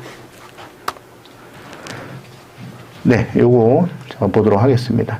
지금 쭉 말씀드렸던 것부터 인천 상륙 작전 그리고 북진까지 나와 있습니다. 전쟁 당시 대한민국은 전혀 대비되지 않은 상황이었습니다. 육군의 방어 계획이 존재가 있지만 그나마도 1950년 상원을 나눈 계획으로 각 사단이 이렇게대로 작전 계획을 짠 건 올해 5월이었습니다. 설상가상으로 너무 이른 시기에 한강교를 폭파하기에 병력과 물자를 충분히 확보할 수 없었습니다. 메가더 유엔군 사령관은 임시수도 부산에 미8 군사령부를, 일본에는 유엔군 사령부를 설치하였습니다. 당시 국군 전력은 북한군과 비교해 너무나 열악하여 호당은 사실상 포기한 상태였습니다. 7월 20일 대전과 전주가 북한군에게 점령되었고 23일 광주, 27일 여수가 점령되면서 낙동강 전선까지 후퇴하였으며 대한민국 정부는 임시수도를 대전과 대구를 거쳐 부산에 자리 잡았습니다. 인천 상륙작전이 일어나기 전인 1950년 9월 북한은 대한민국의 90%를 점령하였습니다. 북한군은 대구까지 진격하였으나 국군과 유엔군의 강렬한 저항으로 교착 상태에 빠졌고 치열한 교전이 계속되었습니다. 낙동강 방어선에 형성한 국군과 유엔군은 지연 작전을 펴면서 추가적인 증원을 기대하면서 시간을 벌기 위하여 공간을 양보하는 이른바 지연전을 수행하였습니다. 이런 시점에 북한군은 교통의 요지인 대구를 공격하였습니다. 대구 북방을 담당하던 국군 제1사단에 북한군 3, 13, 15사단과 1사단의 일부 병력이 집중되면서 유학산과 수암산, 다부동을 잇는 전선이 형성되었고 엄청난 격전이 벌어지면서 다부동 전투가 전개되었습니다. 국군 제1사단은 북한으로부터 엄청난 피해를 받았지만 끝끝내 방어선을 사수하였고 결국 북한군이 대구 공격을 포기하면서 낙동강 전선의 최대 위기는 종식되었습니다. 국군과 유엔군은 북한군의 공세를 완고하게 방어하면서 전쟁의 주도권을 쟁취하였습니다. 이 시기 미국, 영국, 호주, 캐나다의 해군군과 프랑스, 네덜란드, 뉴질랜드의 해군이 한국에 도착하였고 미 지상군도 3개 사단 2연대 규모로 증강되었습니다. 북한군은 유엔군의 참전으로 전략적 우위를 상실하고 지원이 진격 속도로 따라오지 못하면서 속전속결로 남한을 공상통일한다는 전쟁 목표를 이루지 못하였습니다. 북한은 점령지에 인민위원회를 두고 소위 민주개혁을 진행하며 남한 국민을 전시동원체제 아래 편입하였습니다. 인천 상륙작전이 부상되기 시작한 것은 전쟁이 발발하고 불과 얼마 되지 않은 7월 15일이었습니다. 유엔군 총사령관인 메가더는 합동참모본부에 인천 상륙 낙동강 전선에서의 총방격과 함께 미시의 10분간과 한국 해병대는 드디어 9월 15일 새벽 인천 월미도에 기습 상륙하게 되었으며 다음날 인천을 함락하였습니다. 유엔군과 국군은 서울 탈환을 목적으로 진격하였고 미 제7사단은 남진하여 북상하는 유엔군과 오산에서 합류하였습니다. 북한군은 괴멸적인 피해를 본 채 퇴각하였으며 일부 패잔병들은 태백산맥과 소백산맥의 험준한 사막으로 잠입하여 게릴라 게릴라로 활동하였습니다. 인천에 착륙한 유엔군은 9월 26일 서울에 진입하였고 완전히 회복한 9월 29일 서울 수국기념식을 거행하였습니다. 수도 서울을 탈환한 유엔군은 동해안과 서해안을 따라 38선에 가깝게 북상하였습니다. 인천 착륙작전을 계기로 전세는 완전히 뒤집혔으며 이 기간에 사로잡힌 공산군 포로는 1만 2,500명에 달하였습니다. 유엔군은 성공적인 우회 이동으로 북한군의 전선을 단숨에 절단하였으며 뒤이어 실시한 돌파와 반격 및 추격은 가히 경이로울 만큼 성공적이었습니다. 국군이 38선에 도달하자 이승만 대통령은 즉시 한국군 통수계통으로 38도선 북진 명령을 하달하였습니다. 미국 정부도 북한군을 경멸하기 위한 38도선 북쪽에서의 군사작전을 6.28 유엔 결의에 비추어 적법하다며 유엔군 개통으로 북진을 명령하였고 점령 후 예상되는 정치적 통일을 위해 10.7 통한 결의를 추진하였습니다. 공산권 국가들은 즉각 반발하였으며 중국은 유엔군이 북진하면 자신들도 전쟁에 개입하겠다라고 경고하였습니다. 소련은 미국의 결의를 강력하게 반대하면서 즉각적인 휴전 및 외국군 철수를 제안하였으나 이는 유엔군의 북진을 지연시키기 위한 것이었으므로 미국에게 거부되었습니다. 10월 1일 한국군 제3사단이 38선을 넘어 진격하였으며 이어 유엔군의 북진이 시작되었습니다. 북한군의 방어선을 돌파한 국군과 유엔군은 10월 19일 평양을 탈환하였고 청천강으로 계속 진격하였습니다. 유엔군은 북한군의 저항이 거의 없는 상태가 지속되자 평양과 원산을 연결하고 방어선을 구축하는 계획을 수정하고 계속 북진하라고 지시하였습니다. 대한민국 정부와 유엔군은 북한 점령지에서 우익 조직을 지원하는 한편 한반도 통일 방안을 검토하였습니다. 한편 김일성은 지도부를 강제로 옮기고 청천강, 희천, 강계에 3중 방어선을 구축하였으며 최후 저항의 결의를 다지고 있었습니다. 10월 12일 전황이 국군과 유엔군에게 유리하게 흘러가자 스탈린은 김일성에게 북한의 모든 무기와 병사들을 철수하고 노약자와 환자는 소련 영토로 이동시켜 만주에 망명 정부를 세우라고 명령하였습니다. 유엔군의 38선을 넘어 북진하자 김일성은 스탈린에게 지상군을 보내달라고 요청하였으나 스탈린은 제2차 세계대전에서 실감한 압도적인 국력을 자랑하는 미국과 직접 대립하기보단 북한을 포기하고 미국과의 충돌을 피하는 게 낫다는 선택을 내린 것이었습니다. 소련 대사로부터 이러한 그의 명령을 전해들은 김일성은 힘든 결정이지만 스탈린의 명령을 따르겠다며 사실상 북한을 포기하려고 마음먹습니다. 이때 북한의 남은 영토는 신해주시 주변과 임시 수도인 강계시 주변의 개마고원 그리고 두만강 유역밖에 없었습니다. 북한군은 거의 괴멸한 상태였으며 병력을 충당하려 해도 인구 대부분이 거주하는 지역을 국군과 유엔군이 장악하였으니 북한 정권은 마땅히 선택지가 없었습니다. 대한민국의 통일이 눈앞에 있었고 너나 나나 할 것 없이 곧 남북 통일이 이루어질 것이라 믿었습니다. 파병은 유엔군 역시 크리스마스 이전까지 전쟁을 끝내고 집으로 돌아갈 수 있을 것이라 믿었습니다. 국군 6사단 7연대가 압록강에 앉아 수통에 물을 넣는 그 순간 꿈에 그리던 통일이 눈앞에 있었습니다. 그때 압록강 저편에서 붉은 깃발이 휘날리고 꽹과리 소리가 울려 퍼지며 무수히 많은 어두운 형태들이 나타났습니다. 그들은 다름 아닌 북한군의 혈맹 중공군이었습니다. 다음 이야기는 일사후퇴부터 전선 교차까지의 내용입니다. 대한민국이 네. 좀 전에 맨 마지막 장면은 사실과 조금 다릅니다. 예. 압록강을 앞두고 가자 했는데 갑자기 와 밀고서 이거 영화 같은 얘기고요. 전술적으로 그렇게 싸울 수는 없고요. 다 끝난 것 같았는데 그럼 중공군은 왜 참전을 했을까요? 예. 다 끝난 것처럼 보이잖아요. 스탈린이 이제 야, 다 끝났다. 이제 와서 망명정부 차리고 끝내자 했는데 왜 난데없이 중공군으로 나타난 걸까요? 예, 사실은 이제 메가더의 의지에 중공군이 좀 불안하기 시작했습니다. 마오쩌둥 불안해. 왜냐하면 메가더는 어디까지 의지를 보였냐면 이제 이 전쟁은 이걸로 끝낸다라고 이제 미국에서 수뇌부도 간 얘기가 돼요. 스탈린도 다른 경로로 얘기를 하고요. 그래서 끝내자. 근데 메가더는 예, 장개석에게 본토를 돌려줘야 된다는 생각을 좀 강하게 하고 있었습니다. 가능하다고 봤고요. 예. 여기에서 이제 그들의 의지를 읽은 중공군 그리고 또 요 틈을 김일성이 읽었습니다. 그래서 마오쩌둥한테 가서 이야기를 하죠. 이 다음, 그러니까 중국의 걱정은 항상 이 다음이에요. 그래서 전쟁이 일어나고 끝나도 어디서요? 한반도에서 끝나야 된다. 그래서 결국 군대를 보냅니다. 군대를 보냈고요. 근데 이게 이제 우리가 보내겠어 참전 이렇게 할 수가 없거든요. 그러면 이건 뭐 누구나 다 아니까 전술적으로 말이 안 됩니다. 그래서 비밀리에 보냅니다. 굉장히 많은 수를 보내는데 북한군이 이제 남은 사람이 별로 없어요. 그래서 그들이 잘했던 유격전, 북한의 산을 타고 중공군을 데리고 갑니다. 밤에만 움직이고 낮에는 숨어서 움직이지 않아요. 그래서 뭔가 정보가 들어오는데 확인하기 어렵습니다. 지금 같으면 인공위성으로 확인할 텐데 그게 안 되죠. 그래서 뭔가 찜찜한 승리, 이상하다. 이쯤 되면 뭔가 분명히 항복을 하든 뭐가 나타나야 되는데 뭔가 애매한 상태에서 계속합니다. 네. 그리고 중공군이 갑자기 나타나기 시작했을 때는 늦었어요. 왜냐하면 각지에서 나타나기 시작을 하는데 대비가 안 됐고요.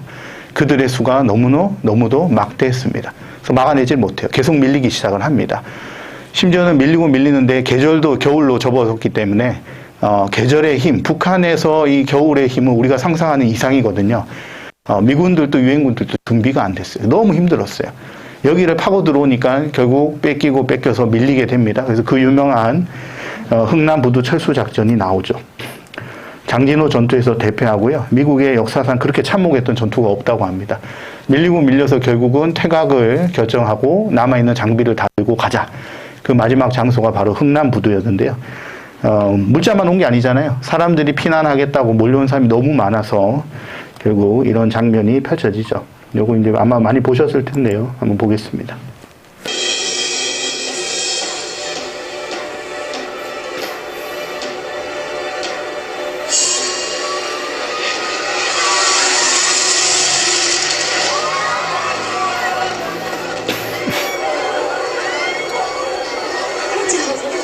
전문가들이 거의 다 들어온 거 아닙니까?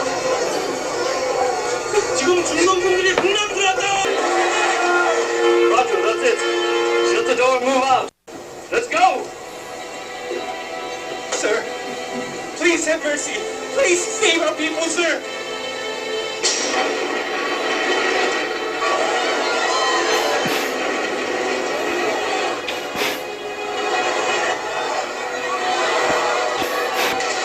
Ready to evacuate! Ready to evacuate! All units prepare to evacuate! All units prepare to evacuate! How many refugees can you fit on this ship? Sir? All units prepare to evacuate! Some ships full of water with tanks of water, sir! We're not using our water, sir! There's no using the command! I'll go roll off and drop them into the sea. Let's have all refugees go forward.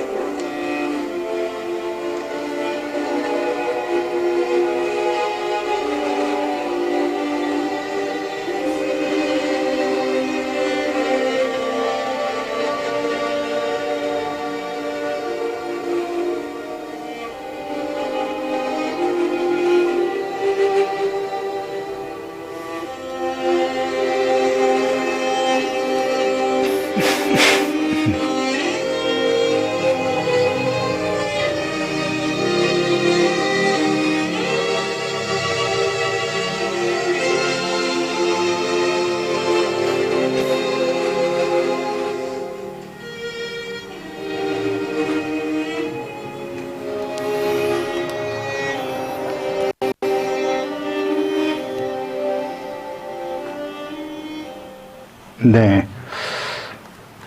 사실 참 비극이죠. 불과 5년 만에 광복의 기쁨이 좀 전에 우리 봤잖아요. 5년 만에 이런 장면을 무수한 목숨이 오가는 이런 장면을 볼 수밖에 없는 상황. 흥남부도요. 저기 원산 위쪽으로 가면 있습니다. 예. 파죽지세로 내려오는 중공군을 막지를 못했어요. 그리고 생각해 보면 유엔군이나 미군 입장에서도 전쟁 끝났다고 생각했잖아요. 그런데 끝난 게 아니죠. 근데 더 크죠. 더 많아요. 이거 어떻게 해야 될지 모르는 겁니다. 기세에서 완전히 밀렸습니다. 그래서 더 이상 이겨내지 못했어요. 그리고 그들의 전술을 파악하기가 힘들었어요. 사실은 파악하고 싶지 않았던지도 몰라요. 이미 이때부터 전쟁 끝내고 휴전에 들어가자는 생각이 아주 지배적이었습니다. 이런 상황 속에서 밀리다가 사실 이 전투에서 졌다면 6.25 전쟁은 어떻게 끝났을지 사실 알 수 없을 정도였어요. 마지막 일격이었습니다. 밀려서 어디까지 내려왔냐면요. 양평까지 내려왔어요. 근데 양평은 양평만 얘기하는 게 아닙니다. 양평이 있는 선까지 내려왔고 이거 놓치면 이제 충청도 이남으로 내려오게 됩니다. 자, 근데 여기서 한 가지 작전을 써요. 왜 계속 못 이기고 있는가 우리는? 왜 계속 밀려야 되는가? 그래서 마지막 작전으로 사실 여기 있는 사람들 입장에서 억울하지만 미끼 작전을 씁니다. 여기 한 3,000명 가둬놓고요.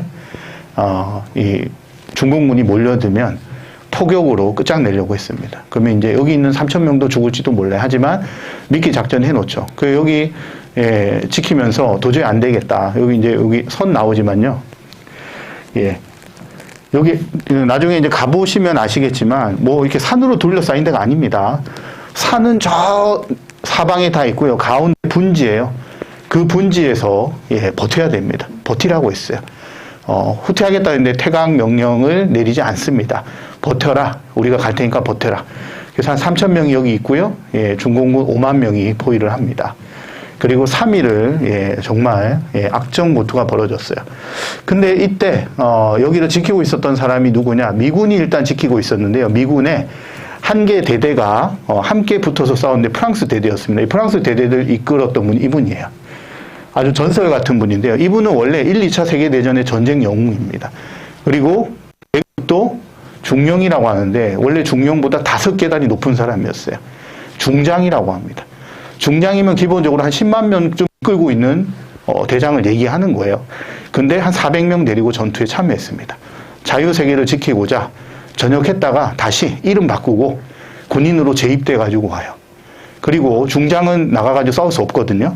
현지에서 싸울 수 있는 계급으로 바꿉니다. 그래서 자기 계급을 떨어뜨려요. 5계단. 그래서 중령으로 옵니다. 그러니까 함께 싸웠던 1, 2차 세계대전에 전우들이 대장님 따라 함께 하겠습니다. 다 따라왔어요. 그렇기 때문에 이 팀은 뭐 백전노장, 백전불구의 팀이었어요. 함께 싸우는데 중과부적입니다. 어떻게 5만 명을 막아요? 그런데 그 5만 명도 낮에는 싸울 수가 없어요. 낮에는 이미 미국이 제공권, 비행기를 다 차지하고 있기 때문에 때로 나타나면 가서 막 폭격을 하거든요. 항상 7시 넘어서 저녁 되면 찾아옵니다. 밤만 되면 싸우는 거예요. 보이지도 않는 데서. 얼마나 힘들겠습니까? 그래도 지켜야 됩니다. 한 3일을 싸우는데 하루하루가 힘든데요. 한 번 어떻게 했느냐? 어떤 병사가 기지를 냈어요. 중공군 올 때마다 깽가리를 치고 막 그 소리를 불어대는데 죽겠습니다. 그래가지고 에이 우리도 그럼 소리 다 그래가지고 사이렌이 있었거든요. 수동식 사이렌이 막 돌리면 소리 나는 거예요. 너희도 시끄럽게 하니까 우리도 시끄럽게 하니까 사이렌을 막 돌렸는데 이 효과가 있었어요. 나중에 한 사실이지만 깽가리 치는 게 와 오는 이게 사실은 밤에 아무것도 안 보이잖아요. 신호 체계였던 거예요. 아주 정교한 신호 체계. 말하자면 좀 원시적이지만 가장 효과적인. 사이렌을 돌리니까 신호 체계 다 무너졌어요. 그러니까 이제 반대로 당황하는 거예요. 게다가 총 공격을 하기 위해서 여러 군대를 끌어왔거든요. 그러니까 서로 간에 체계가 안 맞아가지고 중공군끼리 서로 체계가 무너집니다. 그 속에서 이 사람들은 굉장한 실력을 가진 사람들이죠. 백병전의 왕입니다. 그래서 싸워서 이겨요. 그렇게 이겨내자 중공군이 물러납니다. 이런 사이에 미군이 전차 23대를 보내가지고 이 전선 사이를 찍고 통과를 해가지고 지켜냅니다. 근데 지켜낼 때까지 여기 안에서 싸우던 미군의 이제 리더들, 그리고 프랑스군의 리더들 이런 분들이 다쳐도 퇴각하지 않고 죽을 때까지 싸운다고 남아 있었고요. 그들을 격리하기 위해서 장군이 헬기를 타고 찾아와서 격리하기도 합니다. 그리고 마지막으로 전차 부대가 올라가서 다 뚫고 공격을 성공하고 결국은 포위를 풀고 중공군이 물러납니다. 그때 알았어요. 3가지를 깨닫게 됩니다. 못 이기는 것이 아니라 우리가 이길 싸움을 하지 않았구나를 느끼게 됐어요. 첫 번째가 뭐냐면 생각보다 중공군이 배급도 잘 안 되고 지휘체계가 엉망이라는 사실을 알게 됩니다. 그것만 잘 활용해서 흩어놓으면 된다라는 사실을 알게 되었고요. 또 하나가 뭐냐면 제공권을 비롯한 모든 무기 체계에서 압도적으로 우리가 강하다는 걸 알았습니다. 이런 상황에서도 중공군이 할 수 있는 무기 체계 한계를 여실히 봤고요. 그리고 또 중요한 게 뭐냐, 지휘관들이 어떻게 활약하느냐에 따라서 중과 부족에서도 이길 수 있다. 그래서 결국 지휘관들이 앞장서서 모범을 보인다는 것을 실증으로 해냈습니다. 그러다 보니 중공군과 이제 앞으로 싸워서 이길 수 있겠구나. 전략과 그리고 팀을 이끄는 리더들의 활약, 그리고 그들의 좀 부족한 체계들을 우리가 분명히 알았으니까 지금부터 이길 수 있다. 결국 이 지평리 전투의 승리 이후에 대반격이 일어났고요. 우리 이제 국군도 이때까지 계속 졌거든요. 이 전투 이후에 승리를 거두고 유엔군도 승리를 거두면서 이제 공세로 전환을 하게 됩니다. 이때부터 이제 치열하게 밀고 밀리는 전투가 벌어지게 되죠. 네, 그리고 마지막입니다. 마지막 이제 제일 긴 시간이에요, 사실은요. 제일 긴 시간이 휴전 회담을 하고요. 맨 마지막에 마지막 장면까지 잠깐 보도록 하겠습니다. 네, 참 격세지감이죠. 불과 3년 만에. 이게 3년 전 영상인데요. 3년 전에 정말 새롭게 이제 끝내고 다시 시작할 수 있겠구나라는 생각 많이들 했을 거예요. 저 역시도 마찬가지고요. 근데 막 참 싫은 말이지만 끝날 때까지 끝난 게 아닌 모양이에요. 그래서 처음에 우리가 휴전 협정에 서명하지 않았을 때는 이렇게 오래 갈 거라고 생각 안 했습니다, 사실은요. 그러다 보니까 이게 문제가 돼버려서 지금 와서는요. 지금 와서 정전을 하는데 우리가 참여할 공간, 지금 만약에 우리의 국력이 이 정도가 아니었다면 북한은 여전히 주장합니다. 너희는 대상자가 아니다. 대상자는 미국, 그리고 중국이 끼어들 수 있는 여지가 생겼죠. 왜냐하면 정전할 때 사인한 세 나라가 북한이랑 중국이랑 미국이거든요. 우리가 아니거든요. 근데 현실적으로 우리를 빼고 얘기할 수 없기 때문에는 하지만 이제 이런 논리 싸움에서 참 이런 부분들이 생겨버린 것도 사실입니다. 아까도 나왔지만 10시에 끝나기로 했어요. 근데 그게 9시 59분쯤에 얘기했던 게 아닙니다. 오전에 얘기가 끝났거든요. 그래서 저녁 10시가 될 때까지 뭐 해야 됩니까? 싸워야 됩니다. 그때 가장 많은 사람들이 피해를 입었었죠. 전쟁이 끝날 때까지 참혹했고요. 전쟁 끝나고 나서 집계를 해보니 이런 상황에 놓였습니다. 이산 가족은 무려 1000만 명이고요. 가족을 잃은 사람, 고아만 남은 아이들이 10만 명, 전사자는 말할 것도 없습니다. 그리고 이런 문제도 있어요. 여기 나와 있지만요.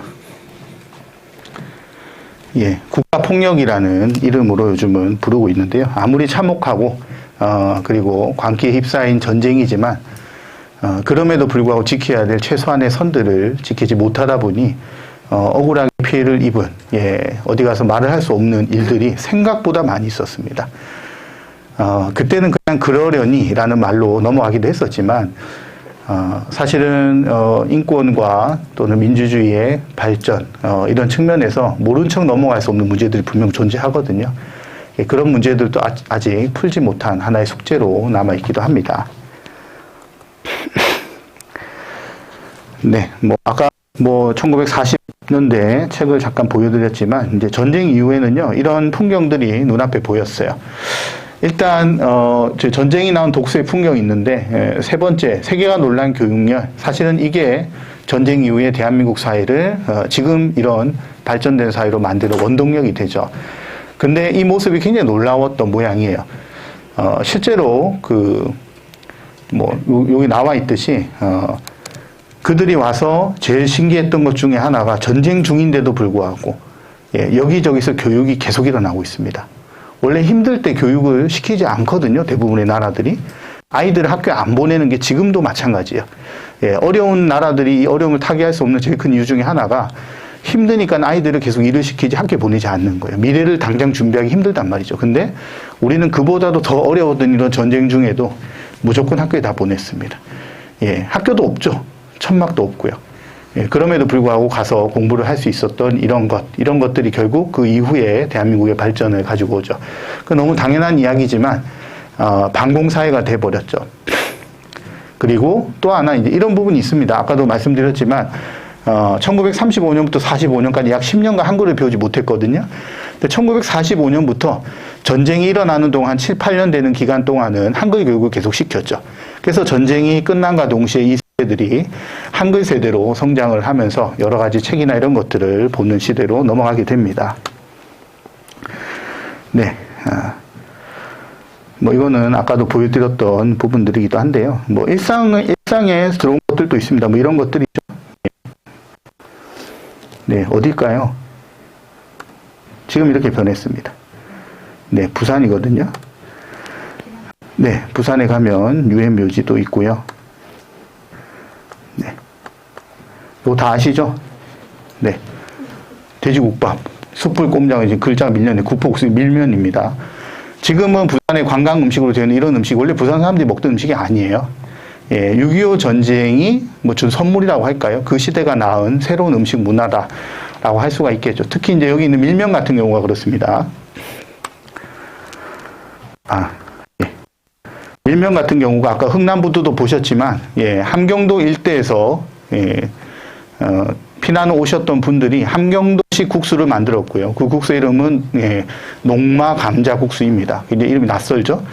근데 평양에서 온 사람들이 만든 냉면은 유명했어요. 조선시대에도. 근데 함경도 음식은 안 유명했거든요. 먹고 살아야 되지 않습니까? 그래서 함경도 냉면이라 해서 함흥냉면 이런 이름이 붙었는데, 문제는 이제 부산까지 내려왔는데 부산은 비빔면이 별로 발달 안 하는 도시예요. 그러니까 우동이라든지 국수와 같은 국물 요리가 발달하는 도시입니다. 그러다 보니 함경도에서 온 이 국수가 입맛에 안 맞아요. 그래서 새로운 형식으로 바꿨습니다. 그게 바로 뭐냐면 우리가 밀면입니다. 밀냉면이라고 하죠. 재료가 밀입니다. 그리고 예, 국물 요리인데 좀 애매한 국물 요리예요. 근데 이런 형태로 바뀌게 됐던 것이 새롭게 외지에서 들어온 사람들의 음식과 기존에 있었던 부산의 어떤 음식 문화가 만나면서 생긴 거고요. 이런 거 원래 안 먹었어요. 왜 안 먹었느냐? 징그럽잖아요. 보기 별로 안 좋잖아요. 근데 이런 걸 안 먹을 수가 없는 거예요. 뭐든 먹어야 됩니다. 그렇기 때문에 이걸 어떻게 해요? 잘라서, 왜냐면 고단백인 건 알거든요. 숯불 같은 데서 먹기 시작을 하고 지금은 이제 별미가 돼버렸죠. 그리고 밀이 엄청나게 들어오다 보니까 예, 국수류의 음식들도 많이 늘었습니다. 그런가 하면 예, 우리 수도권에서는 이런 음식이죠. 무슨 장면인지 아시겠죠? 예, 초콜릿을 얻는 장면입니다. 참 정말 이랬는데요, 그죠? 예, 군부대에서 나온 여러 가지 음식들, 예를 들면 햄이라든지 치즈라든지 또는 이제 콩조림 같은 거요. 통조림에 들어있는 콩 같은 거, 이런 것들이 고단백이고 우리에게 필요한 거긴 한데 입맛에 안 맞거든요. 이상하거든요. 지금이야 소세지 좋아하지만 그때는. 그래서 이런 것들에 예, 물을 붓고 양념을 넣고 김치를 넣고 팔팔 끓여가지고 찌개처럼 해 먹었던 것.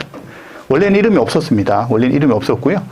뭐 의정부 가보시면 아시겠지만 이제 오뎅 식당이라는 데서 만들어가지고 냈던 요리인데, 이게 이제 사람들 입맛에 맞으면서 널리 퍼졌고요. 훗날 이름이 붙여지기를 부대찌개로 예, 이름이 붙여졌습니다.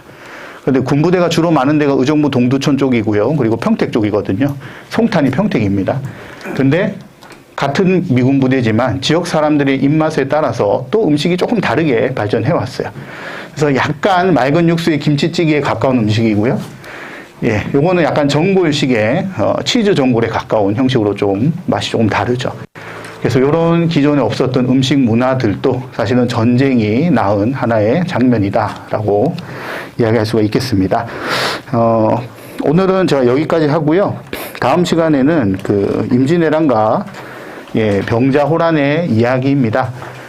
임진왜란 병자호란은 잘 아시는 부분인데 제가 이제 영상은 많이 준비는 안 하고요. 그리고 영상들이 영화인데 조금 여기는 포탄이니까 그래도 좀 덜 끔찍한데 그 영화는 칼을 써서 정근대 시대잖아요. 그래서 제가 많이는 준비 안 했고요. 그래도 함께 보면서 그 시대의 동아시아의 역사의 변동을 한번 보도록 하겠습니다.